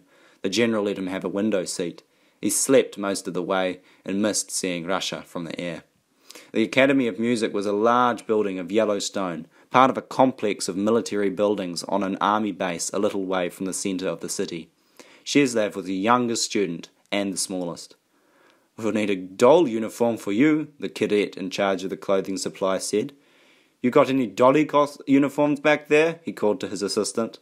The smallest uniform was handed to Shizlev, and even then he had to turn up the cuffs. "We'll have that," the head boy in his dorm said, sweeping away the dark uniform of Shizlev's old school. "If you run away, we'll want to know what colour to tell the police to look for. It's army green now for you, Dolly." The barracks at the music academy was much like the dormitory at his old academy in Utsk. although he now had a footlocker instead of a cupboard. The sounds that came from the boys were louder and deeper, the sounds of men, backed up by the muscles of men. Muscles that shoved Shezlov away from the sinks in the lavatory and slammed him into the gravel of the exercise yard. "We worked hard to get here, Dolly," he was told again and again. "What have you done?" And "This is an army for men, Dolly, not little girls." It didn't help that he'd joined the school months into the new term, and it didn't help that the older cadet assigned to show him the ropes was embarrassed to have Shezlov in his company and lied to get out of his duty. Shezlov was forever getting lost, arriving late and breaking rules he didn't know even existed. The first company assembly was held a week after he arrived. The general was there to introduce his discovery to the school and to the honoured guest, the Minister of Defence. The whole academy was assembled in the great hall. On stage was the first-tier band, the band that was reserved for the most talented senior students. Shezlov was backstage, running through some scales to warm up. It felt wonderful to have the trumpet back in his hands. He hadn't been able to hold one since coming to Moscow. The general had ordered him to keep his talent a secret, so that everyone would be overwhelmed at his debut. The first-tier band had completed its number, and the general started to speak. "We will finish off this assembly with a special treat. I am about to bring out a boy I discovered in an academy in Ursk. He is our newest cadet, a boy of extraordinary talent. He is living proof that the Russian people are great, even in the most far-flung corners of the motherland." "So that's your friend, is it, Dolly?" whispered the cadet in charge of pulling back the curtain. "You're the general's Dolly. Better fix your tie before you go out there." Shezlov put down the trumpet and went to the small mirror at the side of the stage to make sure his uniform tie was straight. Then he picked up the trumpet again and stood ready to go on. The cadet opened the curtain and gave Shezlov a rough push that had him tripping his way onto the stage in his too large uniform. A bit of laughter came from the audience. Shezlov didn't care. He stood alone in the middle of the stage and raised the trumpet to his lips. But when he took a breath and started to play, no sound came out. The snickering grew louder. Shezlov raised the trumpet again and took another deep breath. He put his lips to the mouthpiece, but again, no sound came out. He looked inside the trumpet. In the short moment he had put it down to straighten his tie, someone had stuffed his horn with putty or chewing gum. The laughter from the audience didn't matter. The anger on the general's face didn't matter. All that mattered was that someone had interfered with his ability to make music. His body began to shake. He flung the damaged trumpet far out into the audience, ran back to the band and grabbed the first trumpet he saw from one of the band members. Back on the centre of the stage, Shezlov planted his feet, raised the trumpet in front of him, and blasted out Flight of the Bumblebees by Rimsky-Korsakov, as loud and as angry as he could make it. Not a sound could be heard when he finished playing. Shezlov remained on the centre of the stage, holding the trumpet. A tall cadet with a trombone in his hand took his arm and led him off stage, through the halls and into the music room. He closed the door. "My name is Kolya," the cadet said. "Have you ever heard jazz?" And then Kolya lifted his trombone and started to play. A whole new world opened up for Shezlov. During the day it was marches by Borodin and Krosvy, but at night it was Miles Davis, Dizzy Gillespie and Louis Armstrong. There were 6 cadets in an informal jazz group. They were all seniors except for Shezlov. The age difference disappeared when they played music. "Throwing your trumpet was a very jazz thing to do," the older boys told him. "Jazz is about making your own rules. It's about feeling things and living by the offbeat, not marching in step." Their days were so full of classes and military training, it was hard to find the time to play, or a place. They were thrown out of the mess hall when they tried to play jazz during their lunch break. They were banned from playing jazz in the senior boys' common room, and when they tried to play outside on good days, they were told it interfered with close-order drill. "You have not been brought here to waste your time playing with such music," the headmaster told them when they were all summoned to his office. "You are corrupting our youngest student. I order you to stop." Shezlov was forbidden to associate with them. He did it anyway, and walked punishment tours back and forth across the assembly yard. One night, Shezlov was awakened in his dorm by Kolya, who pressed a hand over his mouth to keep him from crying out in surprise. Throwing on a sweater over his pyjamas, he followed Kolya through the quiet halls to the music room. The clarinet player had stolen the music master's key. They all crowded into one of the soundproof practice booths and played until first light came through the music room windows. After that, they played jazz together every night. Shezlev stayed awake until the other boys in his barracks were quiet before sneaking out to the music room. He often fell asleep in class. He didn't care. "We need to go to America," Kola said. "We should all go to New York or New Orleans or Chicago. These are cities that appreciate jazz. We will get jobs playing that right kind of music, and we won't have to sneak around Soviet criminals." "Let's go now," Shezlev said. "Let's leave right away." "Oh, we are going to go," they all said. "We will leave Russia behind and cross the sea to the United States. What good lives we will have!" "I'm ready," Shezlev said. Every night they talked about their plans. They talked about how they would steal things from the school and sell them at pawn shops to raise the money for their trip. They talked about the vodka they would drink, the woman they would get, and the music they would make. And every night Shezlev said he was ready to go. Until one night a cadet from his dorm followed him down to the music room and brought a prefect with him. The music academy had a brig just like the academy in Ursk, only this one was larger and cadets had to stay there longer. Shezlev was given a punishment of 2 days for being out of his barracks after hours. It took 6 senior cadets to get him into the cell and shut the door. "We will put your bad behaviour behind us now," the headmaster said when Shezlev was brought before him after serving his punishment. "The older boys have been a bad influence on you, but you have incredible talent. With proper guidance, you will grow to be a true credit to Russia." "What about Kola and the others?" "They will no longer bother you. There is a great need for new young officers in Chiksk. You can be proud of them. They are on their way to becoming heroes." Shezlev tried to leave that night, but his dorm mate stopped him. "We've been ordered to watch you," they said. "We'll be in trouble if you leave." "I don't care about you," Shezlev said. "Then care about this." A fist went into his stomach. Night after night it was the same thing. Shezlev showed up at each flag raising with fresh bruises. Finally, the music master had him placed in the infirmary. He was afraid Shezlev's face would be injured and he wouldn't be able to play the trumpet. "I'll make you a deal," the music master said. "You stop trying to leave, and I'll let you play any kind of music you want when there is no one else in the music room." "I don't want to stay here," Shezlev said. "You are a cadet," his teacher reminded him. "The school is in charge of you. If you leave, the police will bring you back. So it would be better for you if you learn to like it." The music master kept his word and let Shezlev play jazz and rock solos when the music room was empty. Shezlev shut himself up in a practice booth, turned off the lights, closed his eyes and played. He missed the others, but it helped him get through the days. He moved back to the dorm. The other boys were ordered to leave him alone.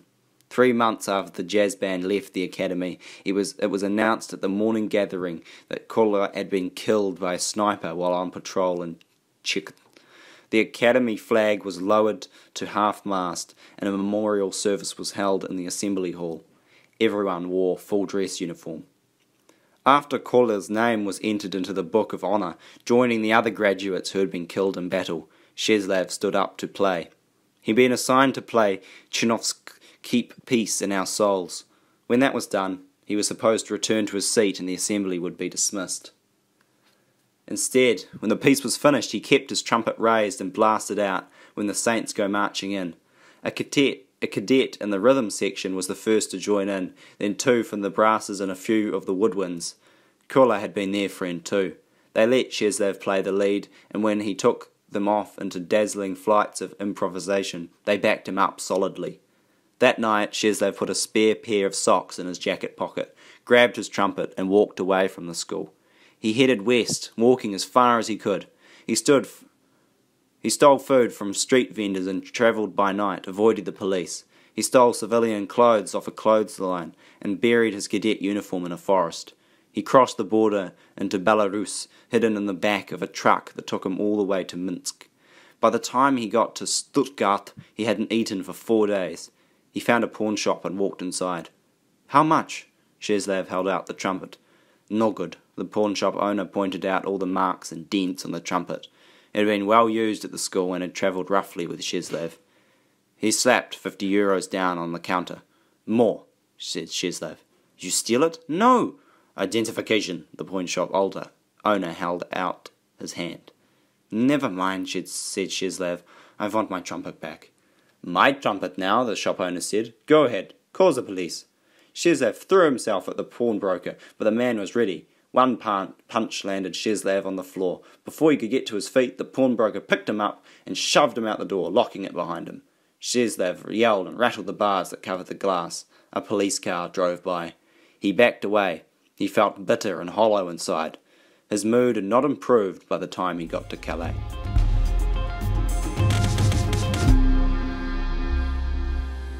Chapter 13. The yacht inched along in the darkness and the fog. Abdul had no idea where they were, if they were closer to shore or farther away from it. He stood at the front of the boat and kept watch.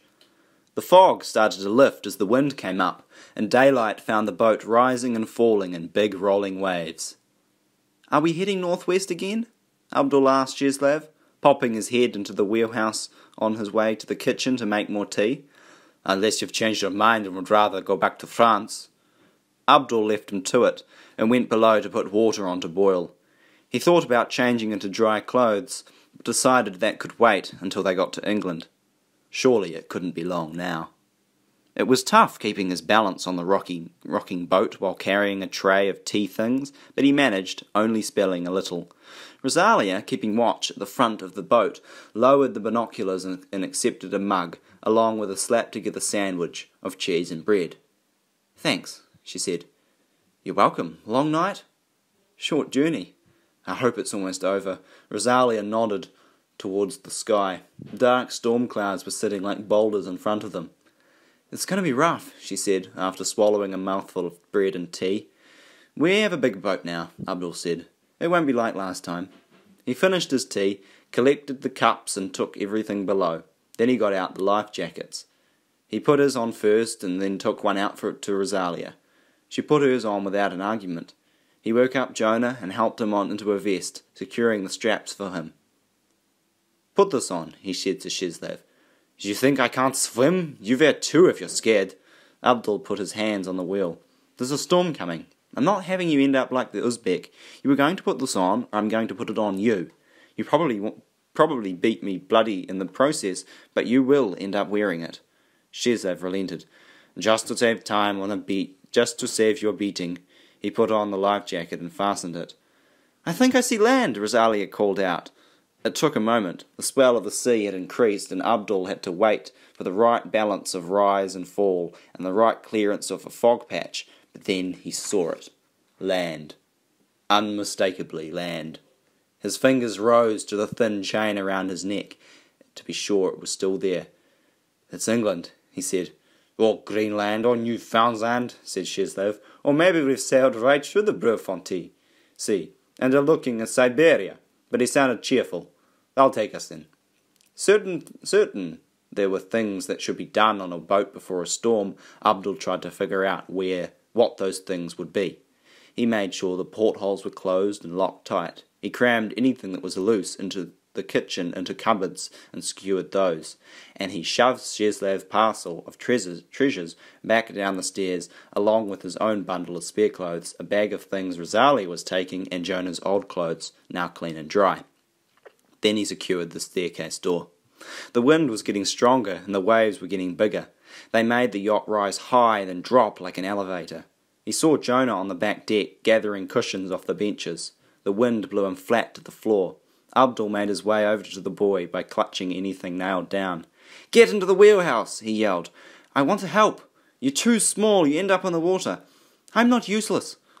"I didn't say you were useless. I said you're small." "I can't be quiet." A sound reached Abdul's ears through the roar of the sea and wind. It was a sound that was far too familiar. "Listen."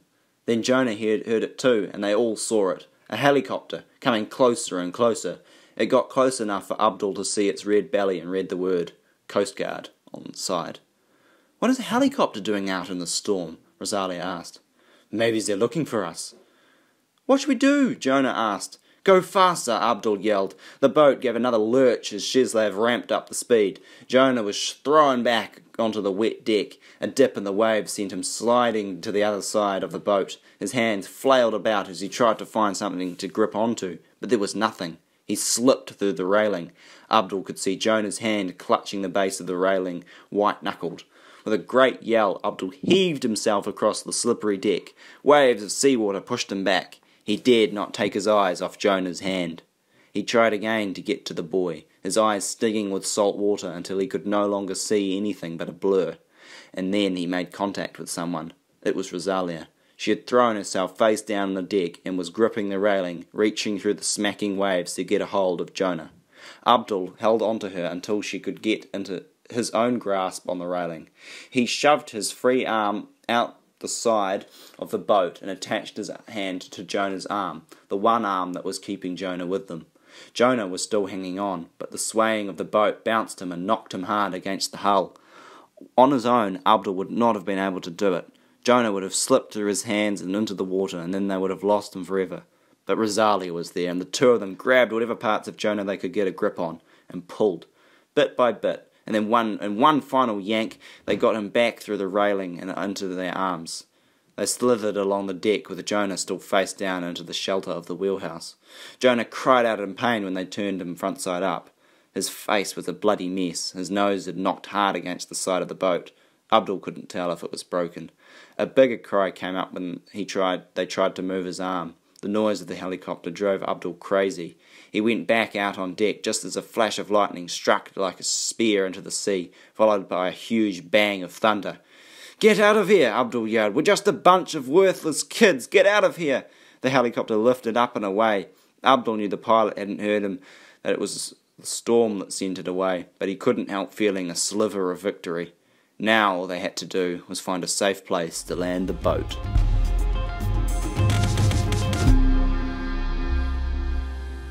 Chapter 14. How is he? Abdul knelt down beside Shezlev as the Russian tended to Jonah with bandages and dressings from the yacht's first aid kit. Jonah's face was smeared with blood, but the nosebleed was over. "I don't think anything's broken," Shezlev said. "His shoulder is sprained, but I don't think it's dislocated." He placed a sling on Jonah's arm and motioned for Abdul to lift and support the boy while he wrapped and tied the sling in place. "Where did you learn to do that?" Abdul asked. The bandages on Jonah were tight and neat. "I used to be in military school. They taught us how to tear people apart and how to patch them back up again. Help me lift him." Together they lifted Jonah onto the padded bench and wedged him there with cushions against the rocking of the boat. "I'm sorry," said Jonah. "Why are you apologizing?" Shezlev asked. "You must be an idiot." He gently washed the blood off the boy's face, and Abdul covered him with a blanket. "Can I do anything?" Abdul asked Rosalia at the wheel. "Do you need a break?" She turned the wheel over to him. Just for a little while. My arms are sore from keeping the wheel straight." Within a few minutes, Abdul knew what she was talking about. All the muscles in his arms, neck and back started to ache from the tension of trying to keep the boat steady. At times it felt like the waves were pushing them forward. At other times it felt as though the waves were pulling them farther out to sea. And when the sea wasn't pushing them closer or pulling them farther from the shore, it was rocking them violently from side to side. At least England was getting closer. Abdul could see the coastline now without the binoculars, land rising where the water stopped. It looked like ordinary land. After all his travels, he wondered why he expected more. Greece did not have Athena and Zeus drinking Uza in the olive groves. There was no reason to suppose the shore of England would be anything other than what it was, shades of grey against a storm-grey sky. The world was all pretty much the same. People lived in deserts or forests or cities, but it was all land. He knew in his brain that England would be no different. But with his first real naked eye look at it, Abdul realised he'd been hoping for something more. He'd been hoping for Lennon and McCartney to be sitting on a dock, playing the guitars, an empty chair beside them, and he would put his feet on British territory, walk toward them and sit down in a chair, and then John was dead, would hand him a guitar. Paul would ask, "What kept you?" And then they'd all get down to writing music. Although Abdul could now see the shore, he could not imagine what would be there to receive them. "If it's Lennon," he thought, "then we've crossed over to a whole other shore."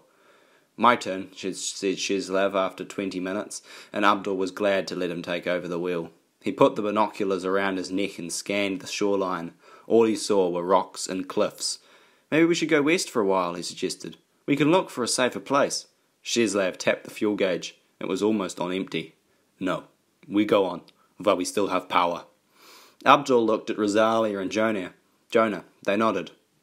"How do we land this?" "You have binoculars. Find us a place." The rain started then, not in drops but in buckets, sheets of rain so thick it was hard to see through it. "We'll be smashed on the rocks," Abdul thought. The shore was much closer now, and it looked even meaner close up.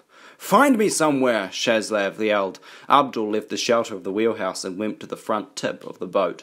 He was soaked in a second, and had to hold the binoculars with one hand and clutch the railing with the other to keep from toppling into the sea.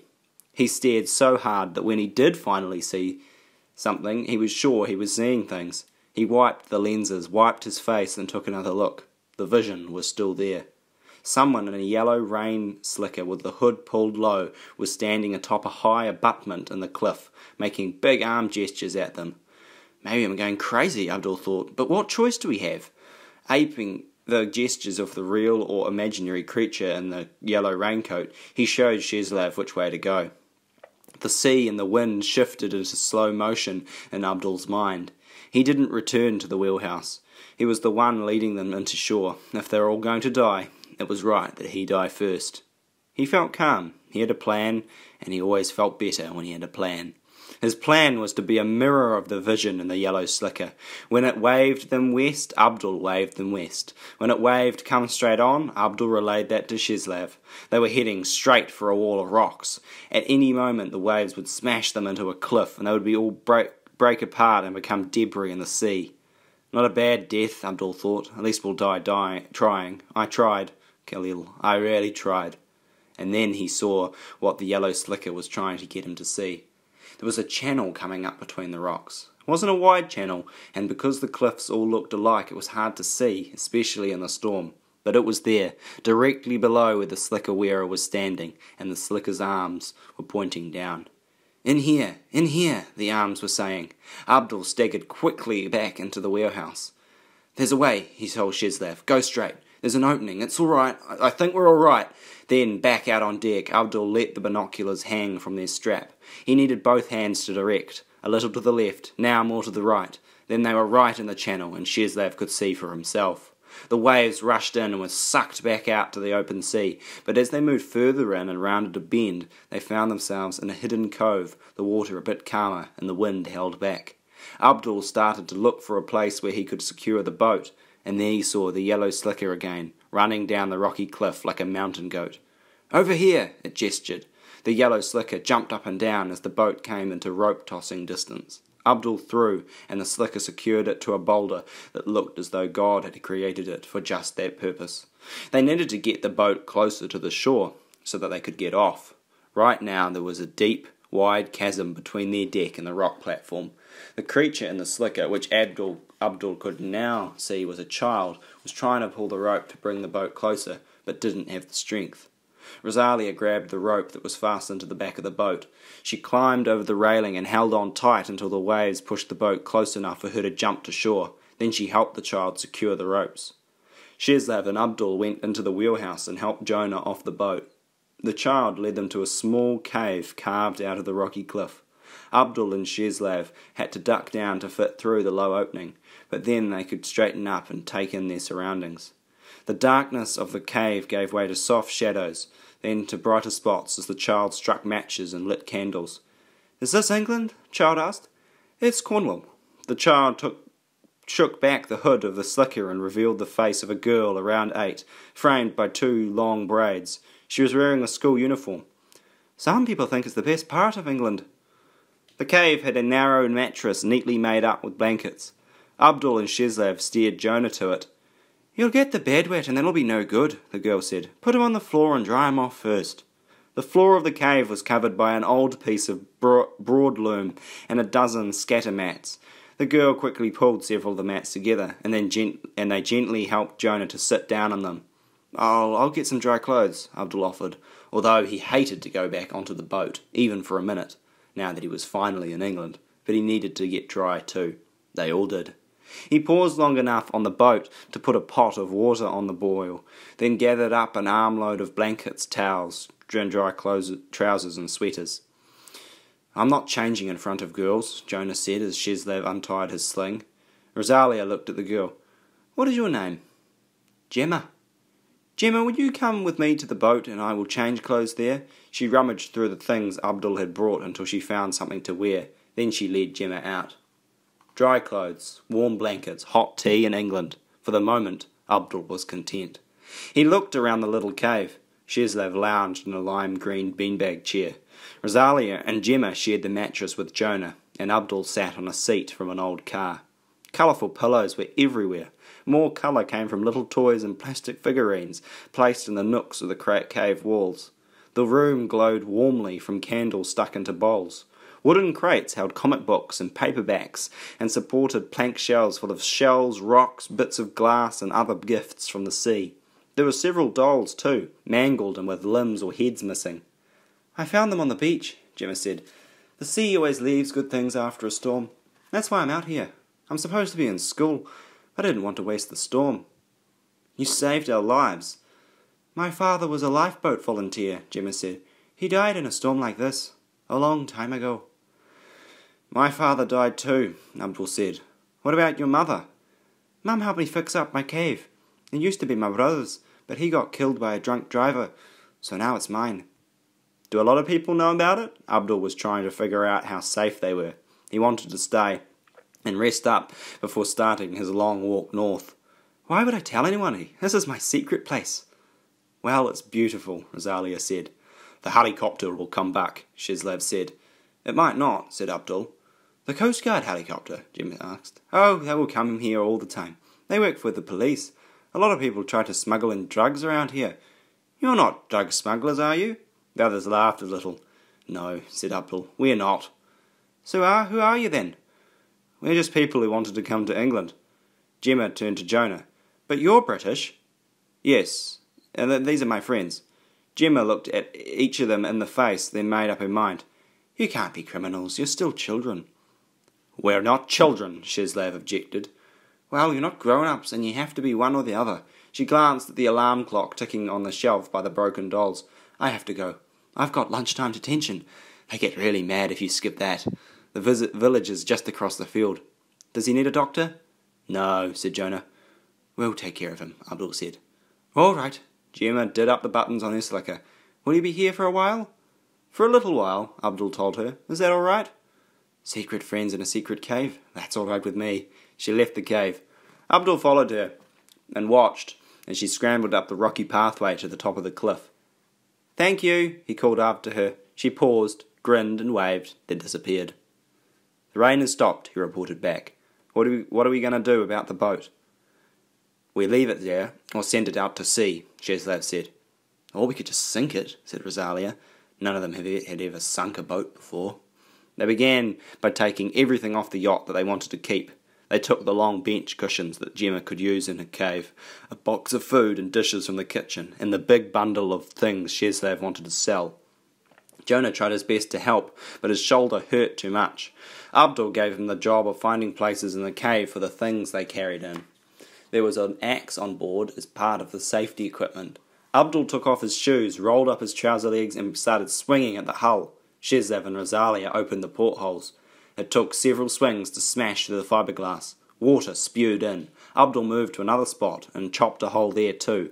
When he got tired, he passed the axe to Shezlev and then to Rosalia. They kept it up until the water coming in was at their knees. Then they returned to the rocky ledge.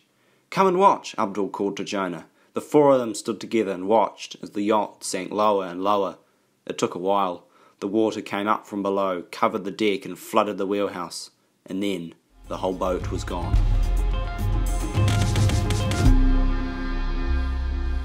Chapter 15. Everyone started to relax. They made a meal out of crackers and cheese from the box of food taken off the boat. The comic books were passed around. They talked about Spider-Man and Wonder Woman. Jonah read out loud to Rosalia. Abdul listened while he explored Gemma's collections. It was peaceful, picking up the rocks and bits of driftwood, feeling their surfaces worn smooth by the sea.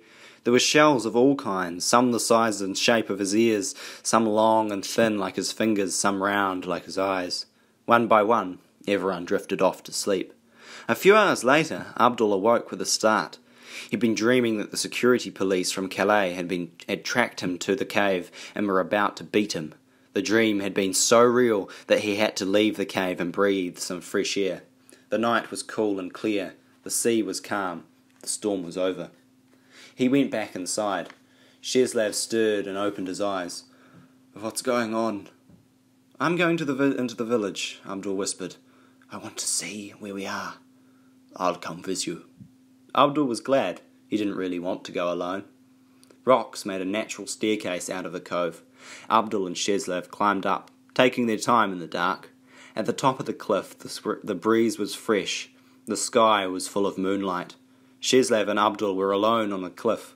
There was no one else around. A short string of house lights sparkled on the other side of the field. "Race you," Sheslav said, and the two of them took off, crossing the field in wild leaps like young deer, filling their lungs and pumping their blood full of good air. Abdul couldn't remember the last time he'd run like that without being chased. Felt so good to move his legs full out, to take giant steps on solid ground, to stretch until his legs ached. They ran together, sometimes Sheslav a bit ahead, sometimes Abdul. They reached the outskirts of the village at the same time. They sat on the gravestones of an old cemetery, catching their breath before moving silently into the empty streets. The clock in the tower of the town hall said 2 o'clock. It felt to Abdul like they were walking in a postcard town, with a bakery, a charity shop, an old age home, a pub, a couple of churches and a cafe that promised the best fish and chips in England. He could smell the lingering scent of grease and vinegar. They stopped in front of a bulletin board and read the town news. The local Shakespearean company was doing an evening called Sonnets and Grog. Someone had lost a black cat named Tinkerbell, and the naughty knitters were looking for donations of wool for their Socks for the Homeless program. They walked into a little park and sat on the base of the war memorial there. They listened to the quiet. "We're in England," Abdul said after a while. His voice barely broke a whisper. "We made it. Do you think it's all like this? When the town wakes up, will it still be nice?" Sheslav pointed to some graffiti scrawled on the base of the memorial. "There's your answer. Pucky, go home." Beside it was a swastika. Without a word, they left the park. They passed through a street full of homes. Most of the homes were dark, the families inside sound asleep. One house had a light on and the curtains open. A mother was holding a small child in her arms, rocking and soothing it. The two boys stood in the darkness and watched until the baby was comforted to sleep and the lights was put out. Maybe that's a home for Jonah, Abdul thought. They walked back through the town. They were passing the charity shop when Sheslav stopped and stared in the windows. Among the shoes, china and purses in the display case, there was a trumpet. "Do you want something?" Abdul asked. "I have some British pounds. Maybe we can come back tomorrow and buy it." Sheslav looked at Abdul. He looked at the trumpet. Then he took a few steps back, grabbed a trash can from the curb and hurled it through the shop window. He grabbed the trumpet. Abdul found himself running before he had even time to make the decision to run. They sped through the streets, through the cemetery and across the dark field. He was so mad when they got back to the cave that he shoved Sheslav right to the ground.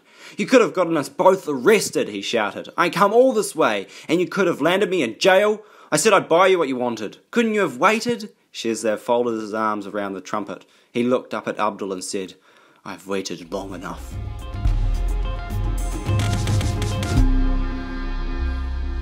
Chapter 16. When Abdul opened his eyes the next morning, the first thing he saw was Sheslav. The Russian was sitting cross-legged on the other side of the cave, the stolen trumpet in his lap. He was polishing it with his shirt tail, making the brass sparkle in the candlelight. "He doesn't even care," Abdul said to Rosalia. "Look at him. He doesn't care that he puts us all in danger." "If you feel you're in danger around me, feel free to go somewhere else," Sheslav said calmly. "I'll be staying around until tonight." "That's when I was planning to leave." Abdul sat up and rummaged through the food box to see if there was any juice left. "Why don't you leave this morning? You've told us how much you'll blend in here. You and that stupid trumpet could just walk out of here into the open arms of the British people." "Stupid trumpet, you are an idiot." "Shut up, both of you," Rosalia said. "I know why you think this is stupid," Sheslav said, holding the trumpet up in the air. "You've probably never lost anything that meant something to you." Who do you think you're talking to? Abdul's voice was low, like the warning growl of a dog about to attack. I am talking to a boy who's mad at me because I take control of my life, while you spend your days rubbing some little gold disc you have hanging around your neck. Is that your good luck charm? I make my own luck. Stop talking. Abdul clenched his fists. Let's see this magic necklace. Shizlev crossed the cave and a couple of steps and put his hand on Abdul's shoulders. Abdul knocked Shizlev to the ground and rolled on top of him, swinging and yelling. Shizlev fought back and tried to grab Abdul's medallion. Rosalia moved the lit candles out of the way. Come, Jonah, she said, let's let them kill each other. But before Jonah could get to his feet, Shizlev and Abdul rolled on into him, smashing against his hurt arm. He cried out. The fighting stopped. At the same time, Gemma appeared in the doorway. Good morning, she said brightly. I brought breakfast. Are you fighting? It's over, Rosalia said. They're boys. Abdul straightened himself up and brushed off his clothes. Shizlev adjusted Jonah's sling. Gemma took buns and jam out of his school bag. Won't your mother miss this food? Abdul asked. You didn't tell her about us, did you? I couldn't tell her about you without telling her I'd miss school, could I? And she wouldn't miss the buns. She knows I have a big appetite. Abdul and Shizlev eyed each other warily as they sat down to eat, Shizlev cradling the trumpet again. Abdul watched Gemma setting up their breakfast as if she was setting up a party for her dolls. Her school uniform was clean, her hair shiny. She was loved and cared for. She would never be able to understand his life. Maybe I should just leave, Abdul thought, as he chewed on a roll. Maybe I shouldn't wait until dark. If he started walking now, he could do 20 kilometres or more before the sun set. And if he kept walking through the night, he would really be well on his way by this time tomorrow.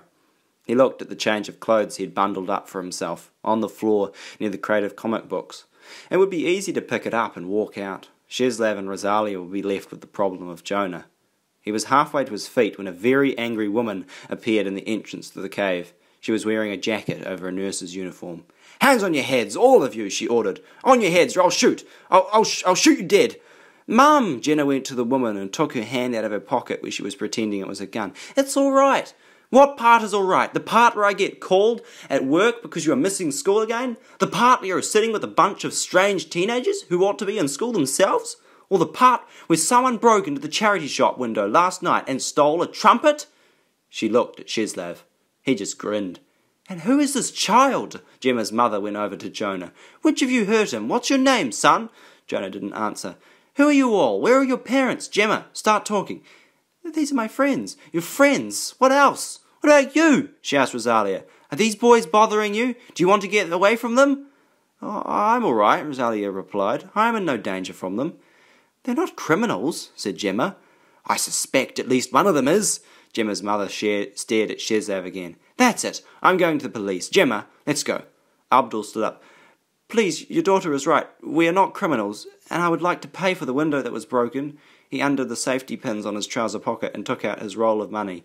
The boy with the sling is Jonah. He's a British citizen, and his parents are dead. Shut up, yelled Jonah. We'd appreciate it very much if you could get him to a doctor, just to make sure he's not badly injured. I don't need a doctor. Abdul put his money in the woman's hand. This is all we have. Use it for the broken window and for Jonah. Did you steal this? I worked for it in Iraq. Take it, please. The money was to get me to England. I'm here now. Take it. I will pay for my own actions, Shizlev said. He got his bundle and dropped it at the woman's feet. There are good things in there. Expensive things. Stolen things? The men who owned them were going to kill me. Why should I not take their things? Gemma's mother took a deep breath. She put Abdul's money in her pocket. I work as a nurse's aide at the retirement home. The doctor will be going through there today on rounds. I'll get him to see Jonah. I take it he's not on national health? He had an uncle, Abdul said, but he wasn't the sort of man to look after things like that. Right, well, we'll figure it out. Come on, son, before my boss realises I'm not in the break room drinking coffee. I want to stay here, Jonah said. My shoulder is fine. Fine or not, now that I know about you, I can't just leave you here. On your feet, or I'll pick you up and carry you. She can do it too, Gemma said. She's always lifting old ladies on and off the commode. I'm not going, Jonah said. They'll leave me. Your friends won't go anywhere until they see you again and know you're right, the woman said. Tell them. We'll wait, Shizlev said. Yes, said Rosalia. We'll wait for you. "I don't believe you." He looked at Abdul. "I should have left when I had the chance," Abdul thought. "I should have just walked away." He lifted the chain from around his neck and put it around Jonah's. "I want it back," he said. Jonah touched the medallion with his fingers. "I'm sorry I called you a dirty Arab." With that, he settled down and allowed himself to be led out of the cave. "After I take care of Jonah, I expect to be told everything," Gemma's mother called back to them. "Got that? Everything."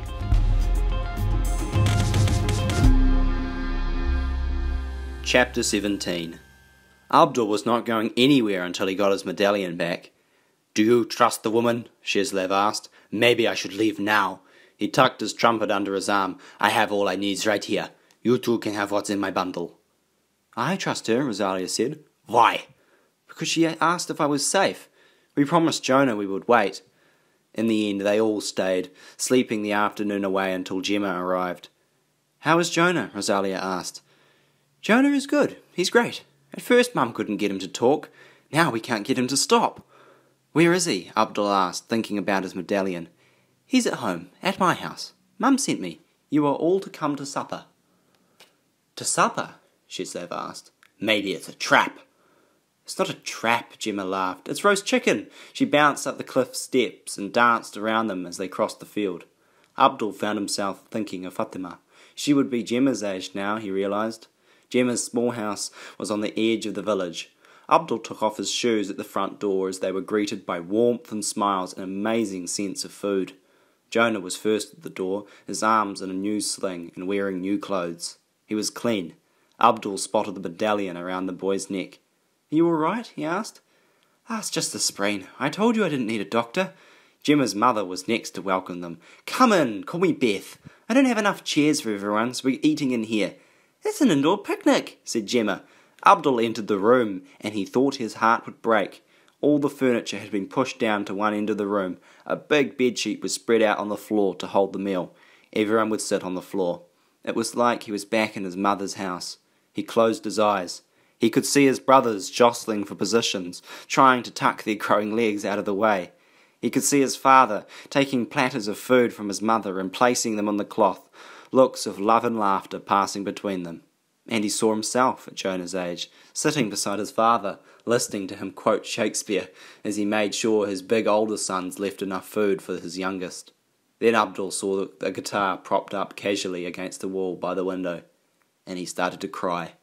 Gemma's mother, Beth, passed him a box of tissues as though it were a normal, everyday thing to have strange teenage boys crying in her living room. "That was my son's," she said lightly about the guitar. She just dished out plates of chicken and vegetables and passed them round. "Help yourself to the pickles." Jonah told me a lot, and I confirmed his story by calling a cousin of mine who works with the Coast Guard. The Americans were picked up unharmed. "I told you I was telling the truth," Jonah said with his mouth full. "Yes, you did. This is what we'll do," said Beth. "We'll eat, then we'll talk, then we'll figure out what to do next. You can probably handle your plate better if you put that trumpet down," she said to Shezlev. Shezlev held a plate full of food in one hand and the trumpet in the other, looking like a statue searching for balance. He could not make himself release the trumpet. He put his plate on the cloth and ate from it that way. It looked awkward, but it worked. "Abdul, before I forget, here's what's left of your money back." Beth handed him a roll of bills. "The window is now fixed, and they only want £50 for the trumpet, so I paid them out of that. Maybe Shezlev will pay you back." "No problem," said Shezlev. "I have no problems now." "I have money again," Abdul thought, checking to see how much he had left. Even if he split the money with Rosalia and Shezlev, there would still be enough for food and for transportation if the weather was bad. There were no more seas to cross and no more borders in his way. "It's almost over," he realised. "All right," said Beth once the main meal was cleared away. The cloth was folded up so they could all stretch out their legs. Pots of tea and dishes of bread and pudding were brought in. "Shezlev, can you really play that trumpet, or do you just like to hold it?" "I can play. I will show you." He got to his feet, lifted the trumpet, and began. He played Flight of the Bumblebees. The notes came out strong and clear and filled with such joy that the flight of the bees became a dance and the little room filled with the sound of 1,000,000 happy bees buzzing around. Abdul had never heard anything like it. He couldn't believe that someone so difficult as the Russian could create sounds so wondrous. Once he was done, After he was done, it took a while for the echo to clear from the room and out of everyone's heads. "Extraordinary," said Gemma's mother. "Who taught you to play like that?" A look of pain came over Sheslav's face. "I ran away from the Russian army," he said.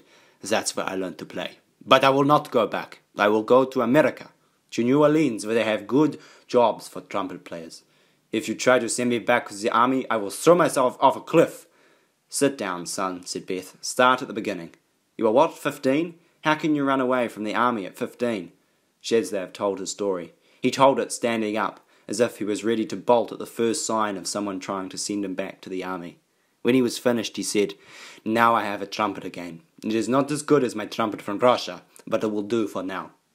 "It will do very well," said Beth. "Who's next? Rosalia? What country are you from?" "I don't have a country," Rosalia answered.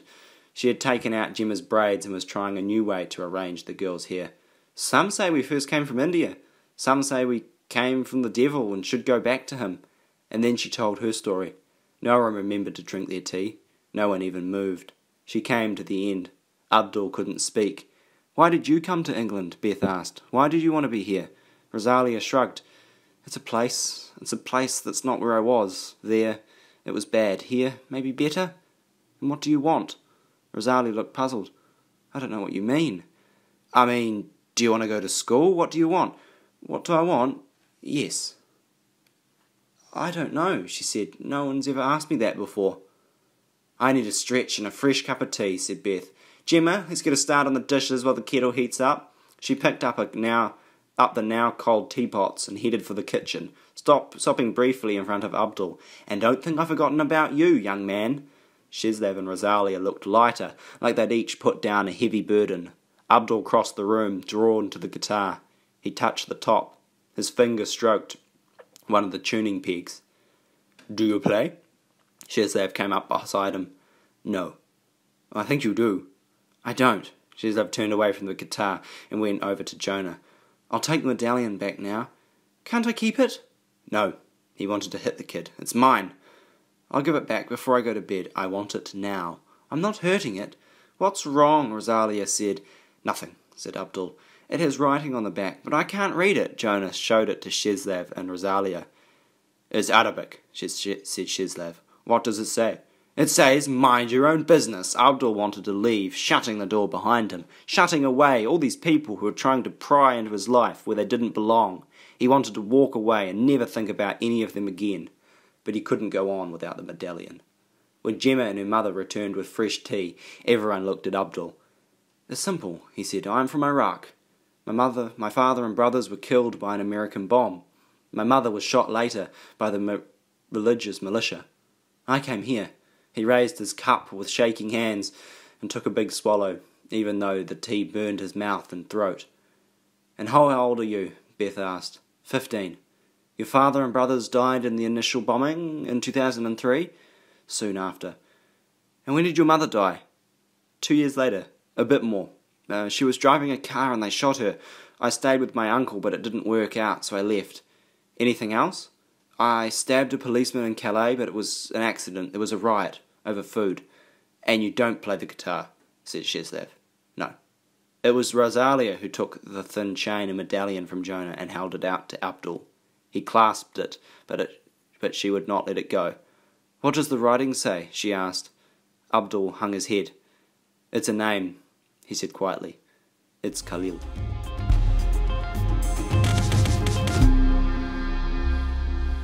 Chapter 18. The American helicopters were on another patrol the first day Abdul started in at the new school. It was 2 weeks after his mother's death. His uncle, Farouk, agreed to shell out for school fees so Abdul could enroll, even though it was the middle of term.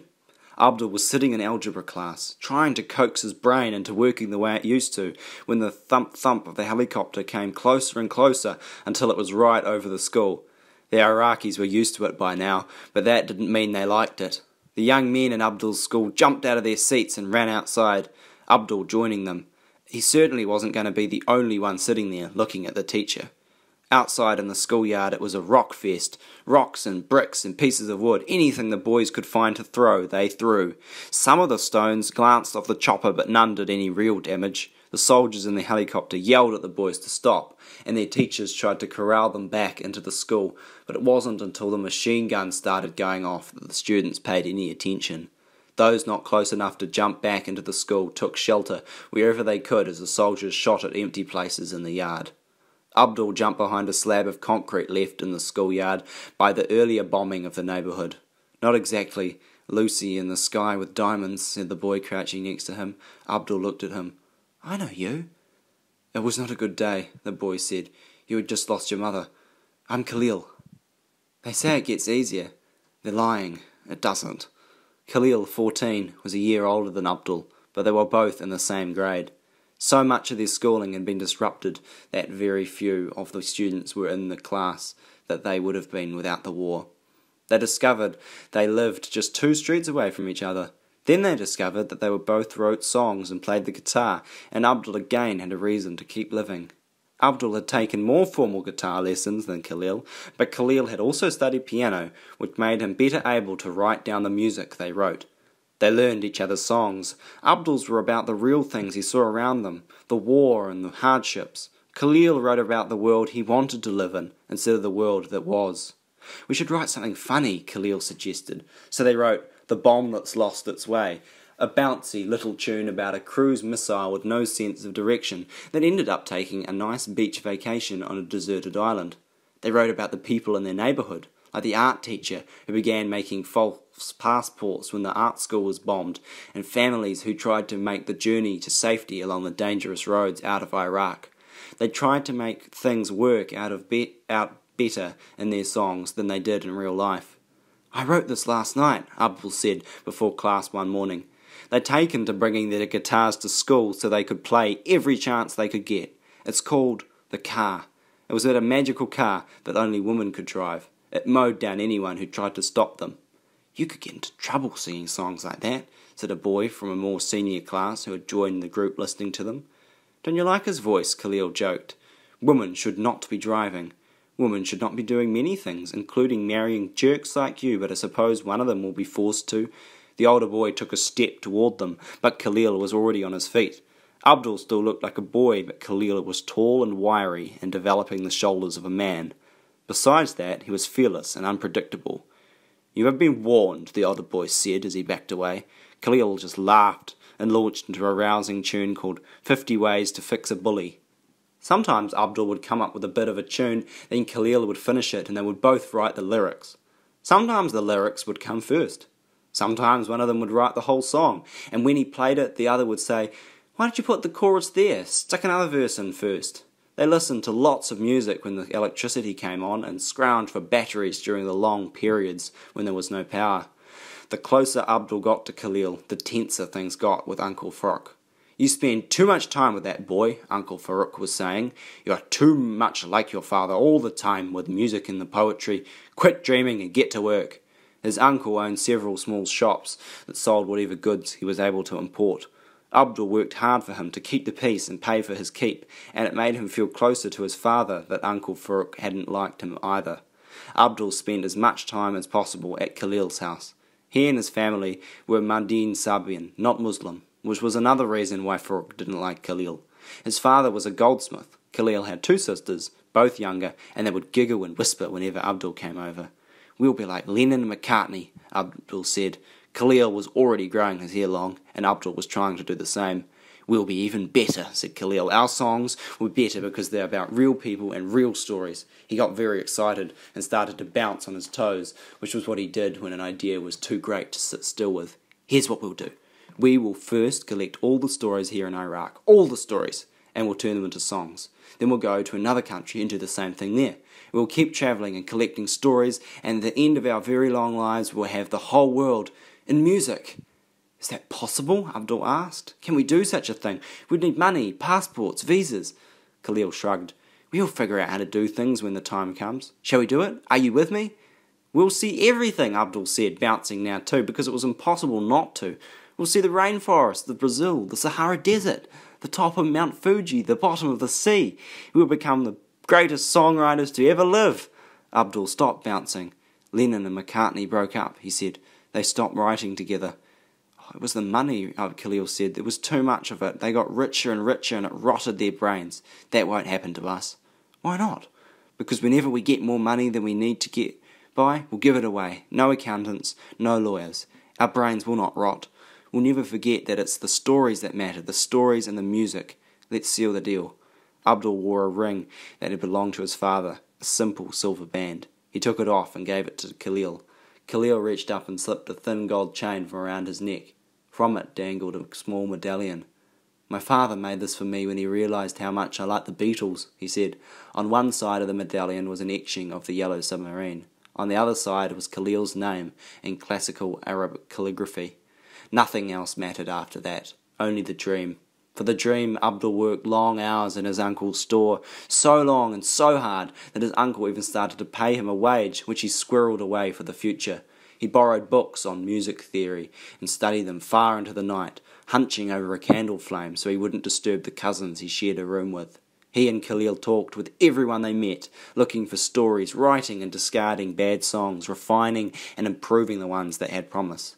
Abdul didn't care that Uncle Farooq was getting more and more grouchy, even getting his sons to hold Abdul down one night so he could forcibly cut his nephew's hair.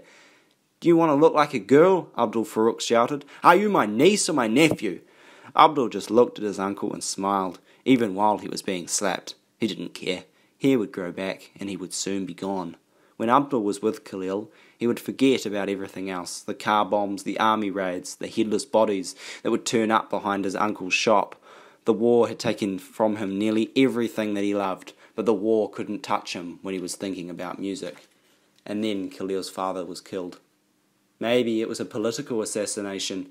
Many Mahdia and Sabir were being targeted.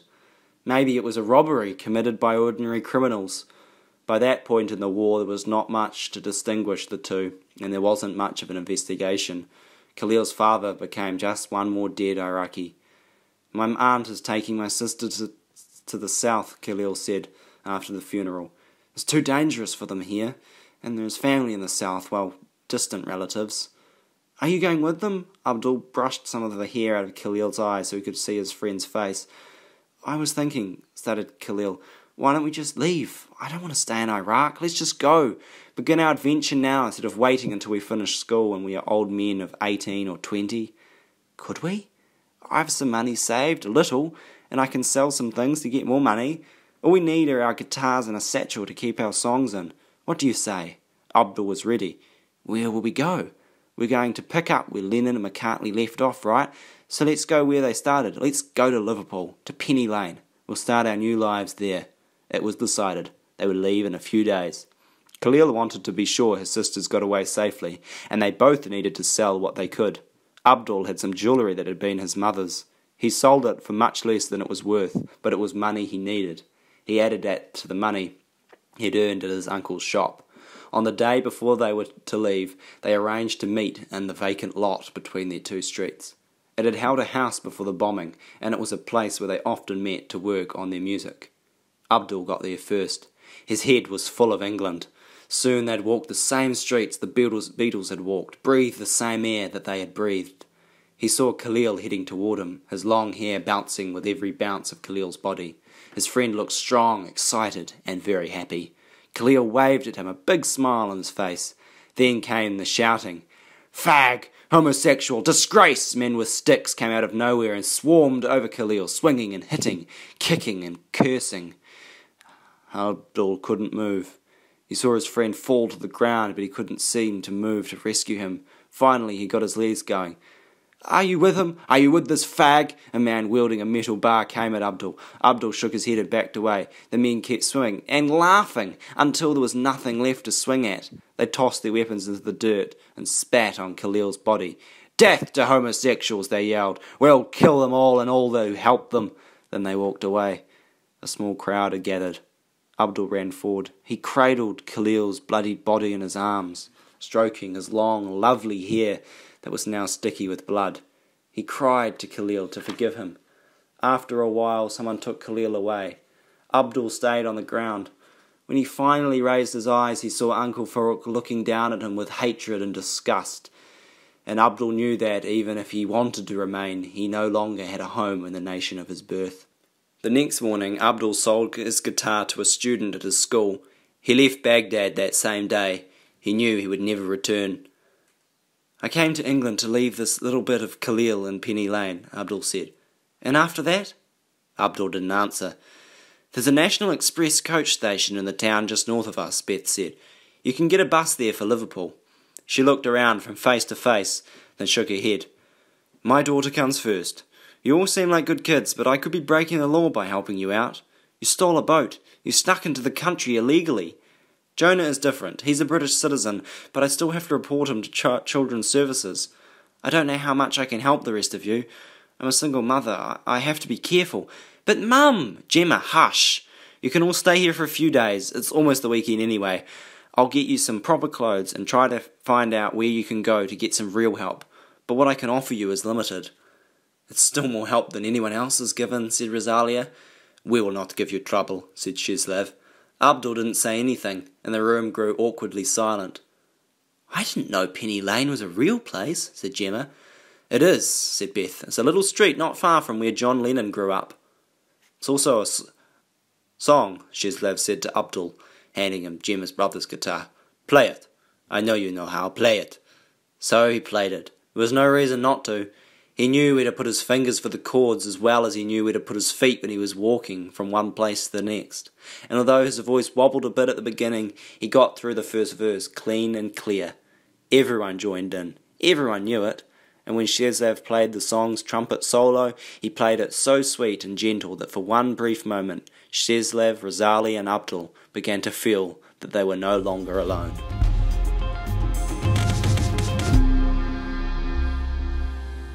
Chapter 19. The tea things were cleared away and the crumbs were swept up. Beth started to talk about hot baths for everyone and wonder where they would all sleep. "Of course you're not going back to that cave. It's no problem to make room here." She took Gemma to see about sheets and blankets, while Shezlev and Rosalia finished off the dinner dishes. Abdul put on his shoes and walked out of the house. He went to the cliff above Gemma's cave. There was a rock there, a big boulder, and he climbed up on it and looked out at the sea. The moon was out. The water sparkled. He knew he wasn't the first person to sit on this rock and look out over the water. Women had watched the sea, waiting for their sons and husbands to return. Farmers looked at the water and wished they could be sailors. Sailors looked at the sea and wished they could remain on land. Broken hearts and lonely souls, problems big and small. Whatever you were going through, the sea had seen it all before. The rhythm of the waves was constant and comforting. Abdul wished he could just slip down into them quiet and smooth and let them gently lap over him forever. It's too bad, he thought, that drowning was not a quiet way to die. He wouldn't magically float down to the sea and be welcomed into its darkness. First he'd have to leave the rock, then he'd have to climb down the cliff. Jumping from above could result in a broken back, but nothing more. The sea would be cold and bitter, not soft and easy, and his body would struggle to stay alive even while his mind was willing something else. He hadn't put much thought into that part of his plan. There had been too many other details to take care of first, just getting done what he needed to do to make the next step in his journey. All he knew was that once he finished with Penny Lane, he would have run out of reasons to keep living.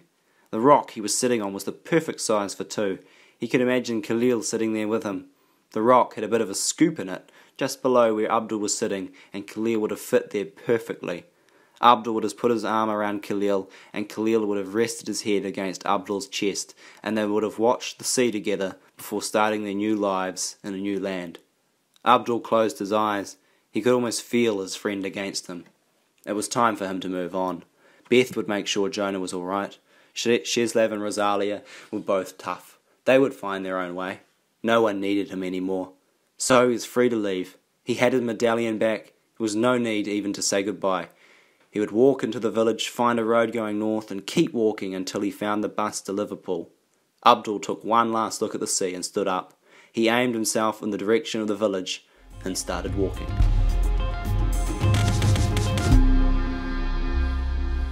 Chapter 20. Abdul found the road going north and walked along it with his back to the sea. He walked through two villages until, when the sun started to come up, He came to the town with a National Express coach station. The ticket seller didn't even look at him as he changed his pound notes into a bus ticket. He had a 2-hour wait. He bought food that he ate without tasting, kept his head down and took no notice of anyone or anything but the clock on the station wall. Then he got in line, eyes on his feet, and took a seat by himself, where he stared without seeing out the window. He slept for a lot of the journey. People came and sat beside him for longer or shorter stretches, but no one spoke to him and he spoke to no one. "Liverpool, Norton Street Station, Liverpool, all off at this station." A profound sadness sat heavy on Abdul's chest as he left the coach, stepped around the passengers gathering their bags and bundles. He bought a map of Liverpool from a station kiosk. From where he was, he could walk to Penny Lane. He cried as he walked. He couldn't help it.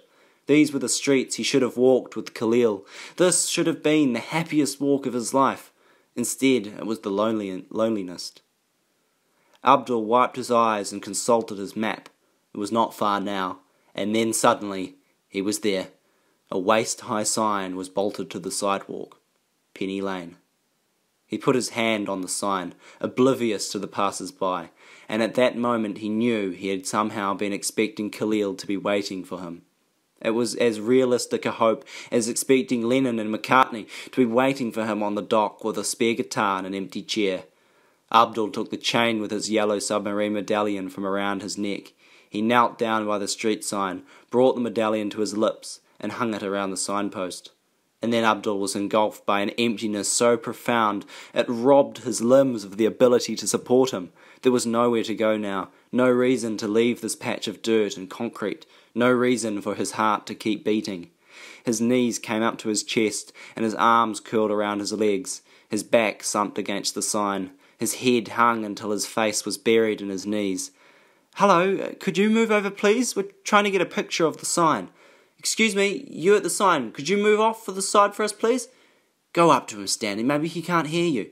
"You, I'm talking to you." A hand shook Abdul's shoulder, tentatively at first, then with more force. "What's this, then?"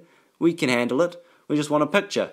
"It's one of them bloody foreigners again. There's only one thing they understand." A boot landed in Abdul's side. "There's no need to." "The sign belongs to all of us, doesn't it? Who does he think he is?" Abdul kept his head down while the debate raged above him. More blows would come soon. They'd get rougher and more painful, and he would do nothing to stop them. "Maybe we should fetch the police." "Don't need the police to handle this." Another kick, followed by a shove that landed Abdul's face against the pavement. "Kick me in the head," he silently begged. All he had to do was move. Really, he didn't need to bring this on. A boot to his backside tried to shove Abdul along. Abdul could feel the gravel sting his face as it scraped his skin. Someone spat on him. Where do they keep coming from? Who keeps letting them into the country? Then he heard, "He's with us." He opened his eyes. Sheslav and Rosalia were there. "More freaking foreigners," the tough guy said. But he said it into the ground because Rosalia had laid him flat. "Anyone else want to speak?" she asked, and the crowd of all sorts, hippies, thugs, middle-aged tourists with cameras and Beatles Forever buttons, took a giant step back. Sheslav took one arm and Rosalia took the other. They raised Abdul to his feet and wiped the dust from his clothes. "What are you doing here?" Abdul asked. "You think that you are the only one who likes the Beatles?" said Sheslav. And Rosalia said, "You really are an idiot." She slipped her arm around his waist. Sheslav did the same, and the three of them, linked together, walked away from the crowd. I hope you have enjoyed this recording of No Safe Place by Deborah Ellis, recorded by Jack Clerk to be used as a learning resource for Jack Reads on YouTube.